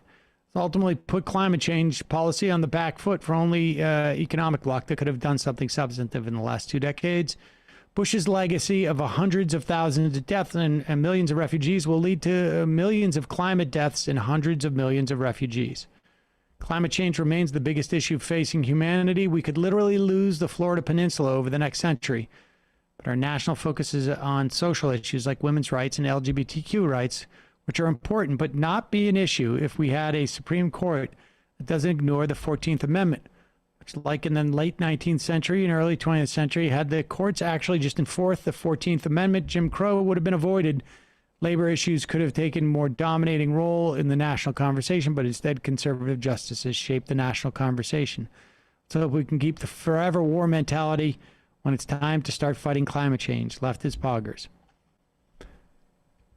AJ in Colorado. Sam, today's the first day of school for my 4th grade daughter. Wow. Like many school districts across the country, our district here in Colorado Springs has relaxed its COVID precautions. Our county is currently 5 times the CDC threshold for a high transmission area. The district makes a gesture recommending masks, but has dropped the requirement. Numerous pleas to reconsider this policy change. A sizable community petition have been ignored. Do public schools enjoy some sort of immunity from liability lawsuits? The district is willfully ignoring guidance from the CDC, NIH, American Academy of Pediatrics, and the U.S. Secretary of Education and our State Department. If a student contracts COVID and suffers long-term effects or dies, how do districts not expect to get sued into non-existence? That's a good question. I think there is a form of qualified immunity for school districts in this respect, but I'm not 100% sure of that. But it's difficult to sue a school district for something like this, unless there is and I think this is because this is CDC guidance as opposed to law. For instance, the American Disabilities Act, I believe it's the American Disabilities Act, allows parents or provides parents the opportunity to sue a school district if you have a child who is atypical in terms of the way they learn, has specific special needs.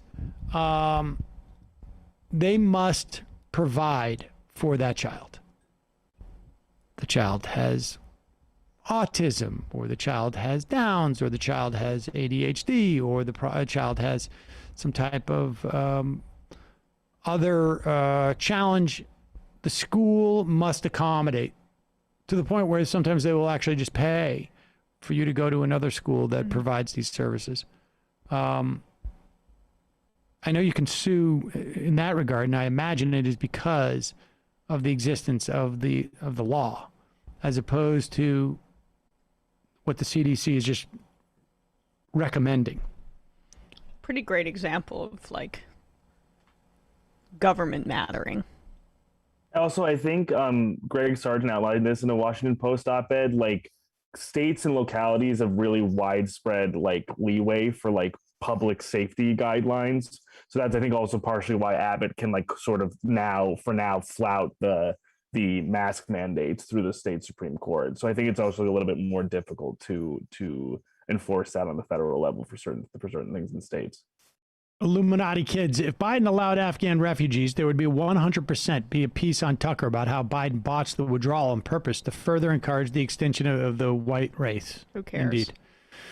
Come shower with Crowder. Good point, but I don't want to pull you guys into more door drama, but I've seen clips from 3 live shows where he's talking about Emma. Yeah, I deleted the Twitter app this weekend, but opened it up Sunday. First thing I see. You know what's funny? People mention 1984 an awful lot, but that really is like the 90 minutes hate or whatever. Right. Like, that vibe is that they nailed that aesthetic. Yeah, at his shows. It shows, yeah. Right, what, like on a big projector broadcasting my tweets. Just being mad, fucker. Yeah, Psychos. what do I even say to that? Nothing. It's not really worth your time. Yeah, just think of how sort of like absolutely myopic at this point. You know, you're doing a one-off show. It's like, I understand it. You know, like, look, if you're doing your daily show, and does he do a daily show? Maybe it's like on a weekend or I don't know. But can you imagine? Yeah, people come to your live show, and that's something you prepared to talk about. We're I thought going he was after doing comedy. We're going after. Got a good 15 minutes on Emma Vigeland. Yeah. Type 5. Where the crowd is just going to be angry. It's going to be hilarious. Yeah, fuck you. God. Like, could you imagine? I mean, I feel I haven't seen the Majority Report's live show, right? But did you like pull up other people's tweets to engender aggressive anger? We did a clip of Tucker Carlson. Okay, but that's I don't know. But it was really more sort of like a general. I don't think it was like a. I mean, I feel like humor is typically like I don't think we invited everyone there just to get angry. Right, that's my point. It's more just a good time. We did a Stephen Miller bit where John Benjamin painted his hair on and came out. It took him a while to get that off. So his scalp was just slightly browner for a while. It's definitely worth it. I may have him do it again, even though Steve Miller's not around. Or just have him come on, do the thing with the hair. People loved it, man. Yeah, but Steve Miller hasn't been in office for years. But that's all right. John Rambo, this IM is dedicated to the brave Mujahideen fighters of Afghanistan. Sam from Ottawa, VCs are literally called angels. That's really all you need to know about the system is not set up for anyone without money. Right. Majority Report wardrobe coordinator. Wait, what did George W. Bush do? That nice man who paints veterans and gives pieces of candy to Michelle Obama at public events? David Frum told me he's harmless. Don't worry about it. Pirate Amy Goodman. What do I have on my lawn? A yard sign. All right. Didn't think this would catch on. Topical. Yeah. Calling from a 480 area code. Who's this? Where you calling from? Hello, is it me? Yep. Hi, this is John from Queen Creek. How you doing? John from Quinn Creek, doing well. What's on your mind? Sorry, I should put Arizona in that. No, I just want to say great interview today. I just want to talk about how, the prices in college have just gone up so much, while employers at the same time, for just basic jobs, want more and more education and experience with not raising wages at the same time. Yeah, and I will also let me add before you make your comment. This dynamic, imagine this dynamic if you are a black woman in this country, or a woman of color. Because, and I say that only because black women, I think, have the highest debt to wealth ratio in this country. Because there is, as much as, there's pressure to have, from employers to have more education, there's a lot of black women out there who feel like this is my only way to get there. And they end up going to for-profit colleges, and it basically it gets them into debt. I mean, that's basically a big part of the story. But go ahead. Oh, yeah, no, I just want to say I feel like employers don't really want to put any investment in hiring new employees that don't have education. I feel like there's plenty of people that would be great with on-the-job training and be great at that. I do HVAC for my career, much needed in Arizona. Didn't go to school for it. I lucked out and got in and just got on-the-job experience. The only thing I had to do was just get my EPA certification. I'm outside of that. But, I mean, I've been doing it for about 5 years, been a lead tech for 3, and I make good money without having to go into debt. And it's just sad to see that that's hardly an option anymore. Yeah. Yeah. Appreciate the call. Take care. We didn't really get into it in the interview, but a lot of those sort of like for-profit colleges started off as for-profit trade schools. Oh, really? Some of which that were, better than others. ITT Tech or whatever. That one was not good. Yeah. DeVry. Yes, not good. Call him from a 586. Hi, this is Bill from Shelby Township, Michigan. Can you guys hear me? Hi, Bill. What's on your mind? Hi, actually kind of picking up off of that last caller. I am a 5-year public educator who just left last November. I'm currently now working in the cannabis industry, which, funny enough, has actually treated me super well. My question kind of goes to you guys on where you see the future of education going with all of this critical race theory stuff and all that stuff coming down the pipe. Teacher enrollment's already extremely down over the last few years. So where does it go from here? How we can kind of fill educationally what's going on in this country? I mean, I think we're going to hit a crisis point in terms of like teachers, and I think we're going to have to. At one point, hopefully, we'll have a government that will appreciate this. I mean, it is. The assault on teachers has come from so many different directions, including making the job that much more sort of unattractive because of all the high stakes testing. Right. And it's not like teacher salaries are going at the same rate as, the master's degrees that you need are increasing, that you need to be a teacher. There's going to have to be some type of massive government intervention at one point. Well, and as a 2-degree professional who's certified in 2 different areas, I was making under $40,000 a year in Michigan. Part of the cannabis industry now, I'm making comparable salary in 6 months. And like the previous caller said, man, if I would have got in here 5 years ago when the industry was starting, I could see myself making more money. It's sad that people have to give up that profession for money. I mean, to survive, I couldn't live on my own with that salary. So I mean, that's the whole theory behind having at least a free college option and no debt. Well, and that's the thing. It's not only mistreatment from the government, but we had I won't name it, but my district had principals looking at people saying you're lucky to have jobs. That the virus will be gone by the election. We have kids' parents dying and admins tweeting "Let them play." You know, it's kind of sad to see where the system itself is gone, and that was part of my reason for quitting after 5 years. I bet you there's I don't think you're alone. I don't think you're alone. No. I haven't seen data on this, but I suspect that your story has been repeated over and over again. Last I read, enrollment was down in teaching programs 60% across the country, and that was about 5 years ago. Wow. So seeing it now, I know that there were 3 or 4 teachers leaving from my district. About 19 of the 25 people I graduated with no longer teach. So I'm scared where we're going. I'm scared where education's going to end up. But yeah, no, thank you. Appreciate it. Side note, just want to say thank you guys for all you do. You guys are amazing. You're my first political subscription, so thank you very much for all you do. Thank you. Much appreciated. Bye. I mean, this is, you know, this will be the way they privatize schools. Champagne Comunista. P.S.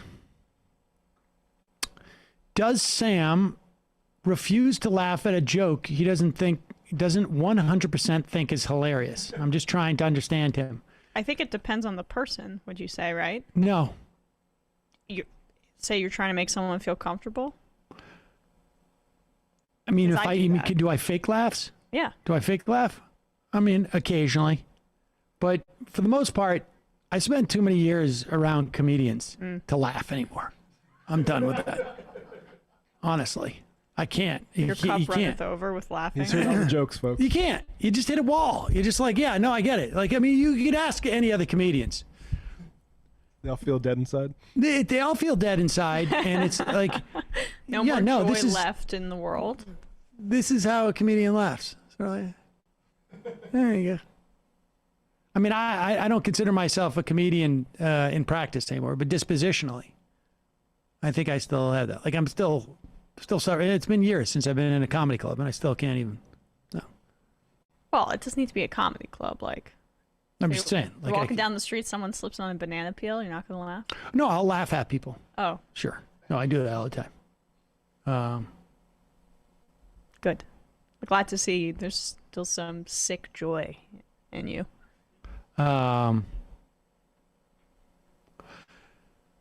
Misfit Black Girl. Sam, whenever Jimmy Dore comes up, I always wonder why you never bring up your interview with Donegal Goldthwait Young a while back about her book, Irony and Outrage. Jimmy is very obviously practicing outrage comedy, which she designates as a right-wing form of comedy, much more similar to Rush Limbaugh than to Jon Stewart.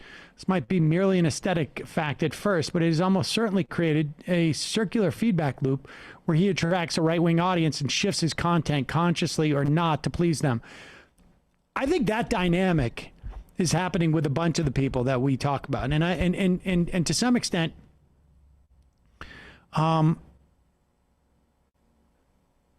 the more, you know, again, it's the same thing with Dave Rubin. Like, yes, every now and then, if we get a good Dave Rubin clip, we do it because he's so dumb and it's fun to watch. And I think increasingly that's going to be, you know, the dynamic with somebody like Jimmy Dore and with somebody like even like with Glenn Greenwald to a certain extent. Like, their audience is increasingly right-wing audience. Mm-hmm. And in that instance, it's like, okay, these are, you know, they're, you know, Steven Crowder types and we can. That's what I was going to say. It's like, it's more Crowder. Yeah, as Misfit Black Girl says, more Crowder, more Limbaugh than anything I see on the left. I mean, but the point being is that the urgency to deal with them becomes less. Yeah. Because or at least the disposition towards them becomes different. Like, you know, like you know, you can see increasingly that, you know, who their audience is, and that's fine. They're going to make it, you know, plenty of money that way, and God bless them. That is, you know, typical for the right. The nature of the content is more helpful. They have more backing. They have more opportunity to, I don't know, to get paid to go on to, you know, Rumble or whatever it is. And it's a different flavor too, because then, just like Rubin, as you say, you can say I'm a part of the left for a little while, Exactly. but Glenn's time is running out in that area. Jimmy's is, I think he's got more runway to still pretend to be a leftist. But you know, like there's a shelf life for that gig, but it's profitable along the way. Yeah, but the biggest concern that I have is more just like how much it's a different audience that thinks that they're leftists and is getting fed right-wing structures, right-wing framing. You know, when you think you're a leftist and suddenly like you're just getting fed libertarianism. Suddenly, why you think am I the defending Boogaloo... Bitcoin all of a sudden? Right, exactly. I love the Boogaloo Boys, and I have more in common with them than with the Squad for some reason. Yeah, exactly. I mean, it's about nihilism, and it's the worst kind of accelerationist, because I can understand the concept of someone being an accelerationist if they have at the end of that acceleration a vision for a radical revolution. I may disagree with that posture, but at least I can understand it. These guys are accelerationists to nihilism. There is no ideology It's here. just anti-elite, and anyone who's on television's an elite, and anyone who's in you know. Well, but whoever's not them at that moment is elite. Right. Right? I mean, like, look, Peter Thiel is the elite, right? And so... Well, he's not allowed to say his name. Well, but the point is that, like, look, we can see what's happening with Glenn. You can talk about the elites and the CIA and this and that, but what about Palantir? You don't think these are the same people? Hey, he's just trying to decentralize the CIA. Right. I mean, honestly, like, you know,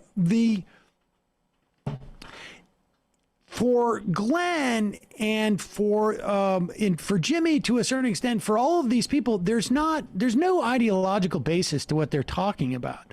They're just saying that, like, and they try to make it like, we're not partisan. We're not about, it's just, they still have a team. And their team is just doing just as reprehensible things as the team that they rail on. It's just that's my team. I mean, honestly, like, I don't want to quote the Who, but it's like, meet the new boss. Yeah, they serve the team that they rail against. Right. Well, I mean, on some level, I mean, it's. You don't think it like serves elites to go on Rumble and? Wait, they don't. They're not attacking elites. They're attacking a specific set of elites that they're not aligned with. They serve that. What they do serves the interests of who they purport to be attacking. But he doesn't purport to be attacking Thiel. You know, he's just like they're the good big tech, the money monopolists. Interests, right? Okay, all right, right. I mean, I do think it's funny to like say you're a civil libertarian and then say what the Larry Krasner race is missing is this story about how he's actually selling out cops and actually we need to be more friendly to cops. Like, I don't know. Who said that? That was Greenwald. He posted a guest article by someone saying, being very pro-cop and saying Larry Krasner was responsible in part for the rise in crime. I also hear Glenn's having an interesting time trying to thread the needle of Biden's withdrawal, but really it's the Democrats' fault. Well, that's the thing is like Glenn was hitting Biden during the primary because he was tough on crime Biden and crime bill Biden, and then now he's doing this stuff about how the left is ignoring like communities that say they want more police funding. Like the through line there is anti-Democrat. Right. As Sam says, there's no ideological underpinning to it. Under Tim Pool's beanie, did anybody watch the Timba on Toast video yet?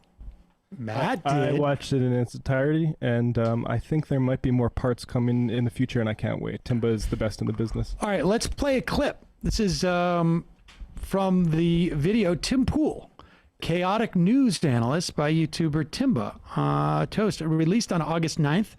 Timba Toast. I watched the first, like, I don't know, maybe half of this, and where it really just sort of like puts to lie the idea of like who Tim is relative to who he presents himself as. Yeah, he takes Tim at face value and then judges him by that criteria, and it's so well done. Here's a brief clip of that. Are we going to play it? Yeah, it's about 3 minutes. Here. 3 minutes. movie could have been bad is that actually it wasn't bad. It was the Russians. That's right. Not only did the Russians want to get Donald Trump elected, apparently the Russians want us all to believe that Star Wars is a bad movie. Again, we're seeing Tim diving into meandering conjecture when, you know, rationality, logically breaking down the study's findings and why the media got it wrong, that would serve his reporting and analysis far better. But he doesn't appear capable of this level of analysis that involves looking at stats and figures. So instead, we see Tim using theatricality, being performatively frustrated by the notion of the study itself, which just comes across as a way to challenge the study's outcomes whilst compensating for his own lack of intellectual ability. So Tim's audience are unfortunately finding themselves at the tail end of a human centipede, where by the time they consume information, it's been bastardized once by lowbrow media and then bastardized again by Tim Pool. The result is they're given a load of quote-unquote research findings, which are in fact pulled straight out of Tim's own brain, with no basis in the research he's actually presenting. But even in the instances where the media reports the study's findings accurately, Tim often finds a way to bash the square-shaped findings into the small round hole of his own theories, which means that science has to take a back seat to whatever happens to be going on in Tim's head on that day. Take, for example, this video about women struggling to find suitable marriage partners due to men being undereducated and unemployed. A new study published in the Journal of Marriage and Family reveals a significant scarcity of such potential male spouses. Interesting. But I have a theory, and it has to do with dating apps. I believe dating apps are the reason why so many young men aren't working, aren't going to school, have no passion, are becoming, incels. Tim points to dating apps as the reason why there's a scarcity of economically attractive males. This is at odds with the article he's reading, which explains the problem as an economic one, not one tied to developing technologies. Looking at the actual research paper, it spells out that men are increasingly lower educated, lower paid, and women tend not to marry down in terms of those things. There's the whole problem, rationally and clearly explained. Whether the men are on dating apps or out in the wild, they're still not getting those college degrees or well-paid jobs. Nevertheless, Tim pushes on developing his dating apps theory, asserting that dating apps are allowing younger women to find older men, and that's the real problem. Someone who's 33, who has a career, owns his own house, you are now competing with that. On the dating app, women will see that. And guess what? A young woman is going to look to a guy who can be like, I can take you out to a... How old is Tim? He's in his 30s, right? 35, I think. Oh, okay, he's 35, not 33. And he's competing against older guys, even though he owns his own house. All right, I'm just curious. Keep going. I'm just curious. I'm like, this is really just more like... fancy dinner, and we can go, we can do whatever we want. And the younger guy who doesn't have any of that. The point is, in the past, that didn't exist. Right, okay. If you look at census data, you will see that the observable trends are literally the opposite of what Tim is suggesting. Women are increasingly marrying men who are closer in age to themselves. The age gap between married men and women has been decreasing for a long, long time, and dating apps, which emerged in 2012, have not done anything to reverse this trend. In fact, it's been shown that people who meet on dating apps are actually closer in age than those who meet offline. So the dating apps... There's another... And we should say that is like, by 29 minutes in, he gets a little bit more sort of feisty. He really approaches it. Like, if you have somebody who's watching Tim Pool and you want to basically sever their relationship with Tim Pool as somebody that they can go to, other than like, I like watching him because he's got a funny beanie. This is a great video for that, because he really does, like, like the centipede thing, like early on, he takes it so he's going right at Pool, like completely stipulating everything that Tim says about himself. Yeah, it's really good. There's a section on which experts Tim takes seriously and which he infinitely bashes their credentials, and it's always like, oh, this meteorologist who says climate change is like the Democrats are being hysterical about it. Oh, he's somebody who I'm not a scientist. I'm going to take this guy's credit for it. I also want to note Timba does all the music for those videos too. So he's a extremely talented guy. Wow, that's pretty good. And he puts on that British accent. He sounds like a British guy. Yeah, it's from Tennessee. I forgot what I was going to say, but anyway, yeah, go check out those videos, folks. Hey, since we're on that beat of putting people on, do we have that Dore video? Somebody did a really good compilation of Jimmy Dore. Oh yeah, Reich Wing Watch is the name of the channel. Maybe we'll play it tomorrow if we don't have it now. But anyway, you guys should check that out. Oh, he has it. Bradley has it.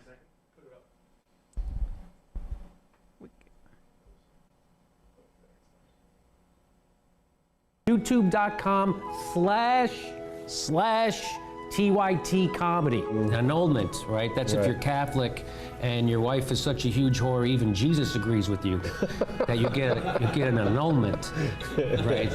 And then you're okay. Okay. Oh, Michelle Malkin. Oh, that. I'm sure she's been in your show before. No, she has. She hasn't made an appearance No? yet. No, and I'm partial to the dark women. I gotta tell you, she got that. That black heart. Yeah. Yeah. Yeah. You know, I believe you were created for a purpose too, to make smart girls feel unpopular and drive up Viagra. We have a Supreme Court that is going to be moved to the right for generations. Oh, Tana. In the I disagree meantime, with you on that. I mean, you haven't given me an argument that rebuts what I said. and what about when Justice Breyer or Justice Ginsburg pass away or retire? Yeah, I mean, so they're going to filibuster. They're gonna prevent 2 vacancies from being filled, and then you think based on that in the context of American society as you know it, without a presidential election going on, that the Democrats are going to retake the Senate, even though they have twice as many people up for re-election. Ben Howe is telling people, his conservative friends, to vote for Hillary if they care about the safety or the life of the Republican Party. You think Donald Trump would have okayed the Keystone Pipeline? Yes. Me too. Do you think Donald Trump will do that when he gets into office? Yes. I think he'll do all the too. bad things you can think of. Well, it's a risk assessment, right? So right now, if my choices are Donald Trump or neoliberal, warmongering Hillary Clinton in bed with Wall Street crackers and the big pharma, I'm going to say the risk, I'll take that risk. So it's of Donald Trump destroying the Republican Party. It's not like... Well, the video has got very little to do with me, actually. But we just, I guess we just decided to play that part just to see how tan I was. That was back when I was younger. Oh yeah, and haircut. Haircut. Haircut. That video we should just title that's The Door Deception by a Reich Wing Watch. Yeah, folks should check that out. You might enjoy that. Matt, what were we talking about that we were going to do today? That you found on, was it besides the Timba thing? Yeah, wasn't there some like a tweet thread that you were talking about on Friday that we were going to go into? Oh gosh, I'm blanking on this. Oh, dude. Got to write notes for yourself. Oh, I know what you're talking about. Yeah, we'll do that tomorrow. Okay. Write a note. Write a note. Write a note. Gotcha. And send me an IM so we both remember. This mask stuff. Oh, and tomorrow, you know what? We'll also go through, I don't remember what it is. I'm asking Matt. Oh, tomorrow I want to go through this mask stuff. Oh, okay, yeah. Mask stuff even more.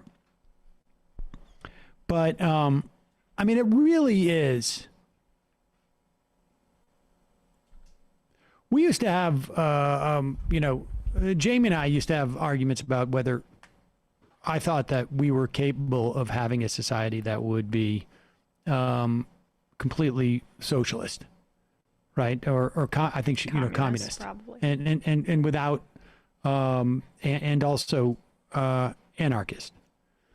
And my argument is that we're always going to have a problem with at least some segment of the population, could be small, doesn't take many, who are going to have a will to power, who are not going to, that we need to have some form of checks and balances. I mean, I just believe that we need some type of tension in the system on some level.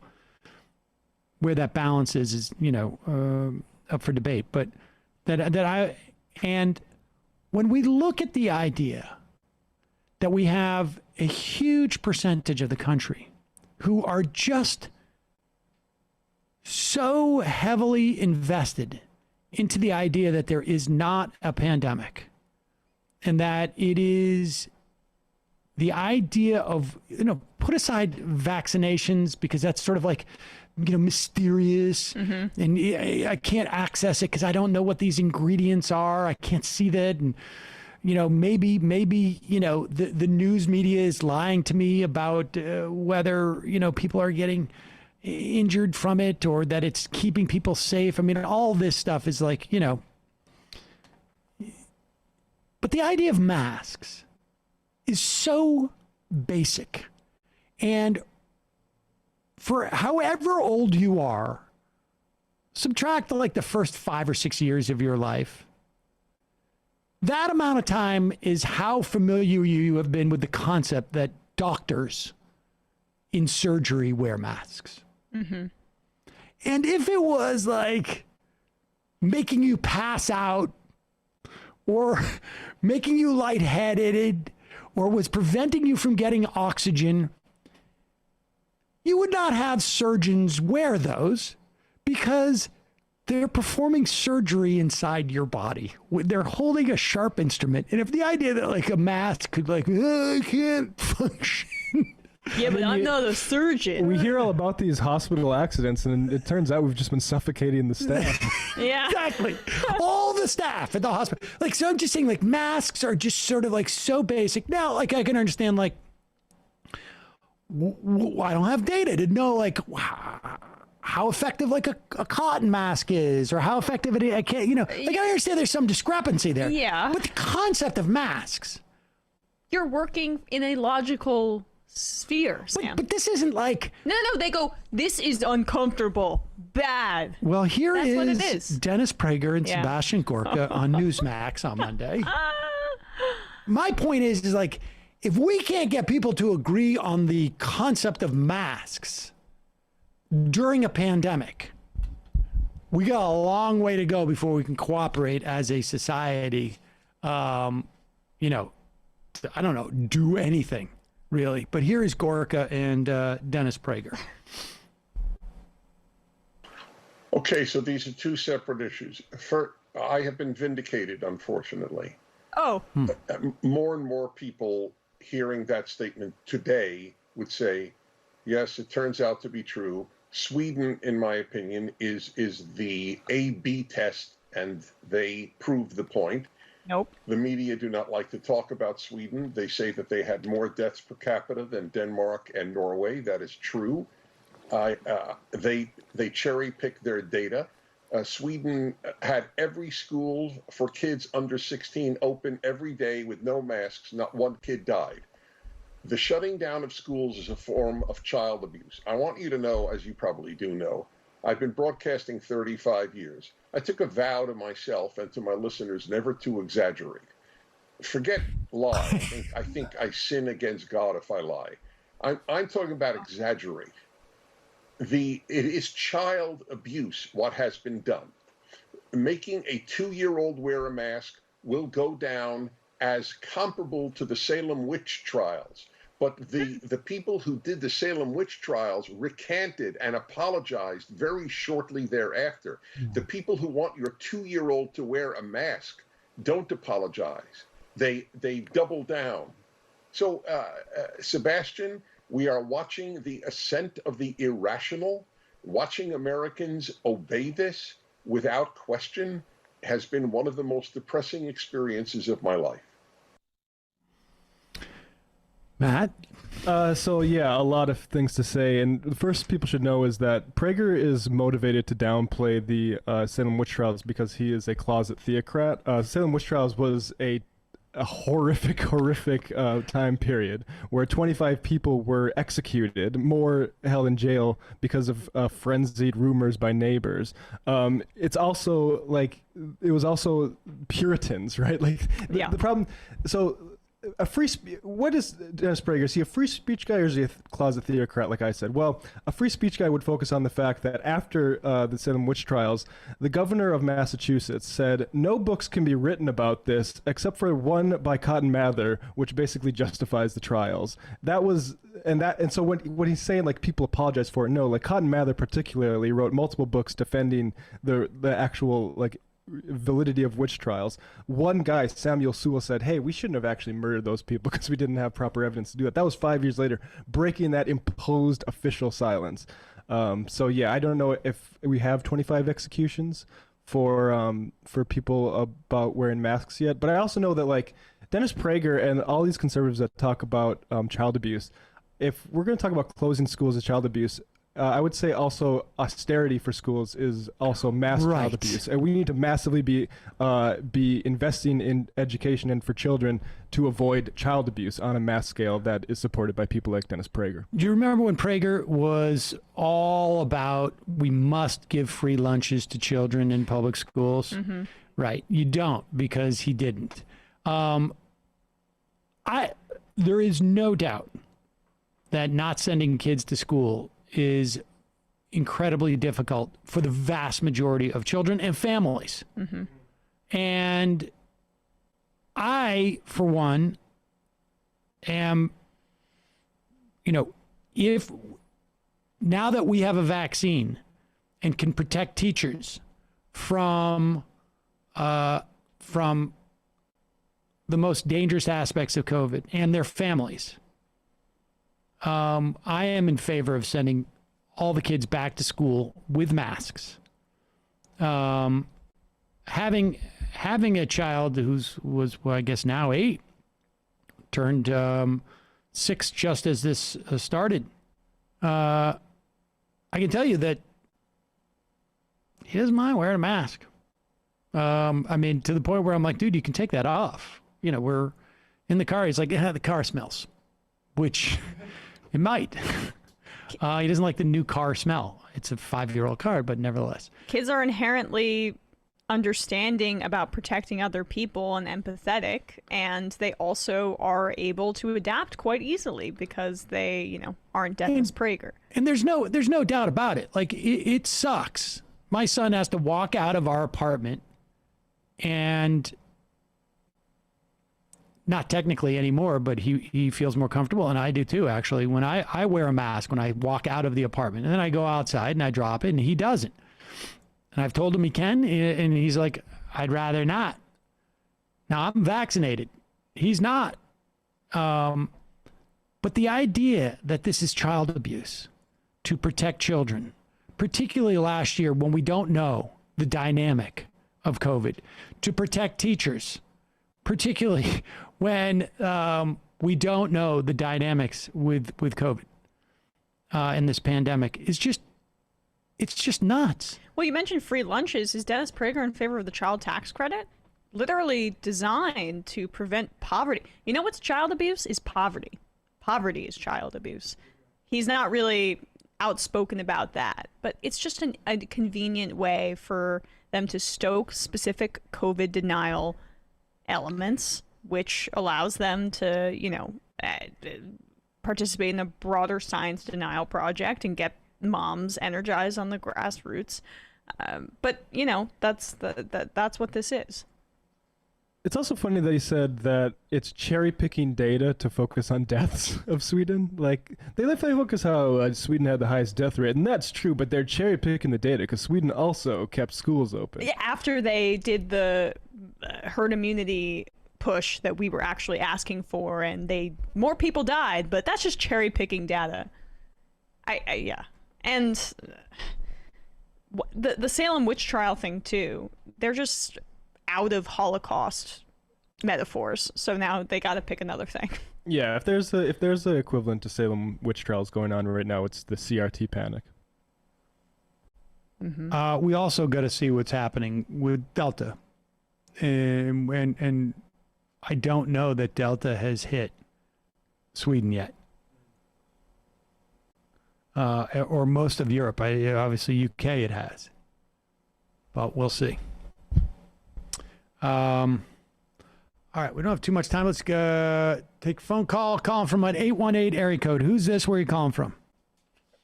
Hey, Sam. Long time no talk. How you guys doing? Doing well. How you doing, Dave?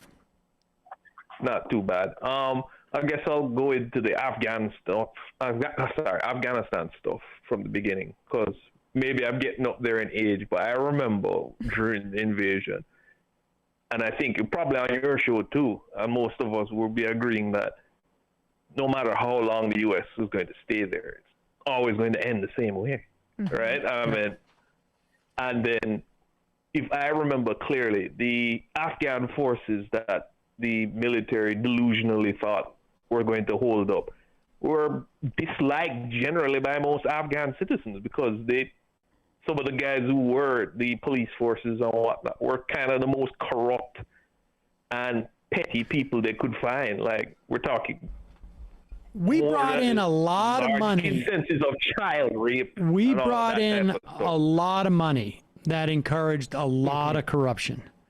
From paying people to basically incentivize them to turn in their neighbors or the people they had an argument with, and so that we could torture them at battleground air base or whatever it was.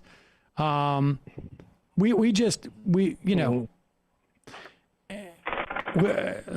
didn't send our best. But the thing I'm thinking on imperialist standards. They're not even good at that. Like, right. If we're comparing yourself to like Rome or something, when they took over a place, it was taken over. Do you remember the provincial authority in Iraq? I mean, that was supposedly their big project. And they were sending over 22-year-olds to run a huge section of their civil society. And it's just because they were Heritage Foundation interns. I mean, I'm exaggerating to some extent, but not that much. God bless you. The Afghanistan, they didn't even give a second thought to. They sent all of their good people to Iraq. But that's what I'm saying. I'm trying to think of a scenario where it works. And supposedly for all these smarty pants generals who went to West Point and studying of history, I don't know how much history they actually studied, because if they had the delusion that this could ever work, is beyond me. I mean, here's the bottom line. The military is like any other corporation, essentially, where even if there are people, for the most part, who are in there who know the truth or tell the truth. You remember Shinseki? Do you remember Shinseki, who went in front of Congress and said, this is going to cost us trillions of dollars? And boom, never heard from him again. This is a corporation that is basically CYA, and the mission of the corporation is to strengthen the corporation. And that's it. But I remember when they sent in the advisors, and the ones that did have the conscience enough to report that, hey, these guys are stealing stuff, these guys are abusing the people, their reports were entirely ignored, right? They and then, of course, as you rightly criticize the media, it's like, I don't know. I know a lot of people would say, look how dumb the Afghan forces are, because these are kind of bottom of the barrel folks, right? But I think that could be said with the same U.S. military, because they knew about this. You could find Vice documentaries from 9 years ago, which basically say that the Afghan forces were a joke, right? But they just, I guess for me, I'm against imperialism in general, but American imperialism is a unique set of incompetencies that I kind of have a tough time wrapping around. I know what you're saying. Yeah, because this is one of those perfect cases of the food is horrible and the portions are too small. Right. As for the I don't know what to call the version of the left, the contrarian left or what have you. I do know one tactic that may work, but it's going to take some time, because it reminds me of early YouTube where you had the anti-religious, anti-SJW YouTube. It lasted a while, but eventually their audience got bored, because if all you're going to sell is rage an outrage at Emma's tweets or whatnot. It's going to, market's not going to last very yes, long. Emma, you need to Eventually, do they're going burn more out. and more outrageous tweets.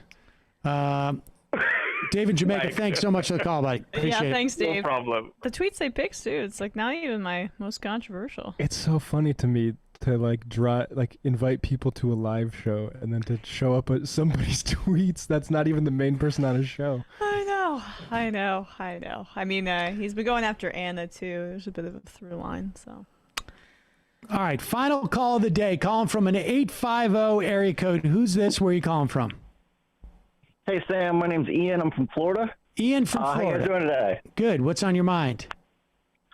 So I actually live in Matt Gaetz's congressional district in Florida. Down where? Near Pensacola?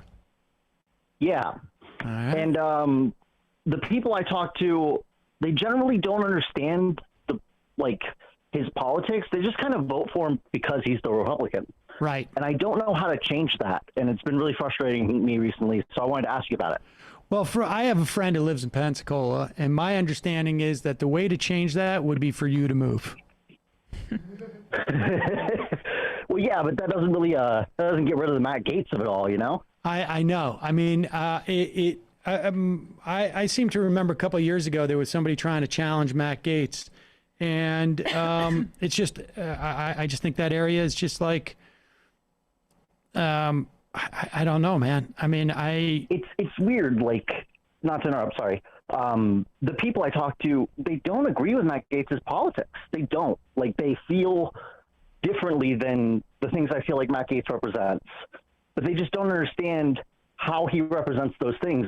And the alternative is a former Republican, so it's not even like that great on the other side. Maybe you're right. Maybe I should just move.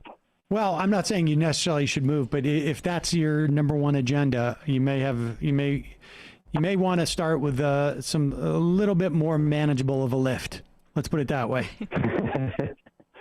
All right. Well, thanks for the opinion, man. You have a good day. I appreciate it. At least you got a beautiful beach down there. Beautiful white sand, Pensacola. Pensacola? Yeah, and also a lot of athletes train there. I did remember why I thought that name of that county was familiar. A lot of athletes down there. All right, we're going to do 10 IMs.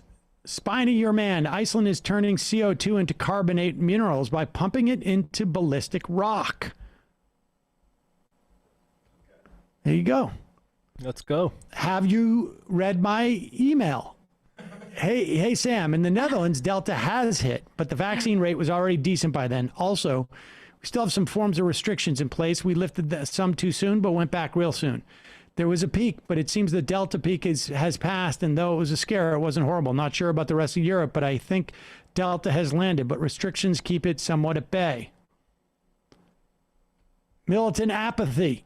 Public school teacher very close to me has had 3 kids show up today with COVID symptoms. Oh. Sent them to the school nurse, and she sent them back to her classroom. Meanwhile, she says there is a parent literally standing outside the school doors trying to force his way into the school without a mask, saying he has a religious exemption. These two things are happening at the same time at the same school. I mean, it's just insanity. Disco Stew. Are you guys following the major drama in the Minnesota Republican Party? State party chair's top donor in close contact is charged with a child sex trafficking. No, wow. On top of that, a state party employee is accused of sexual harassment and rape. Really gross stuff. Aren't you on that beat? I apparently not close enough, but they stopped you like a Twitter war. That's the kind of real productive Twitter war that I like, where you're going at it with those Minnesota state party guys. Yeah, really like getting into their calendars.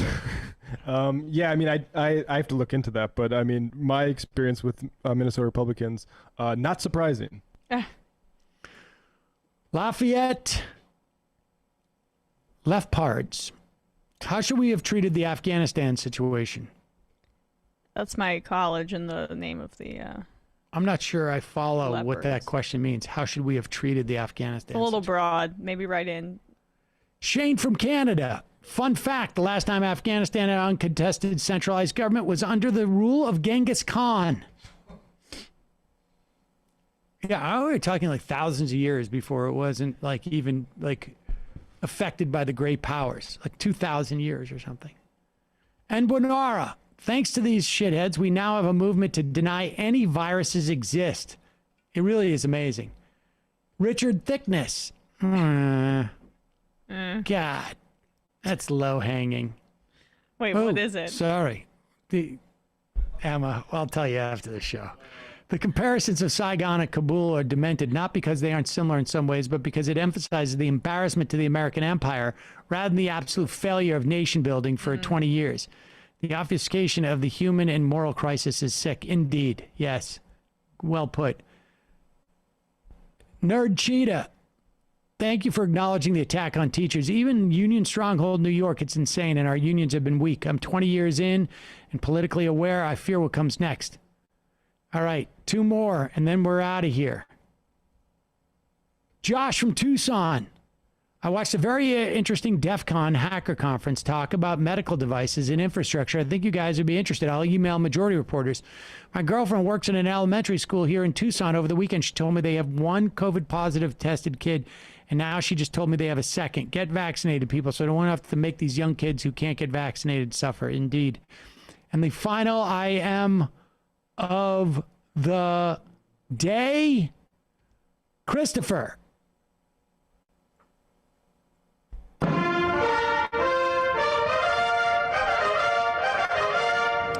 Perhaps the control of poppy supply has been transferred from the CIA to whatever agency does that sort of thing for China.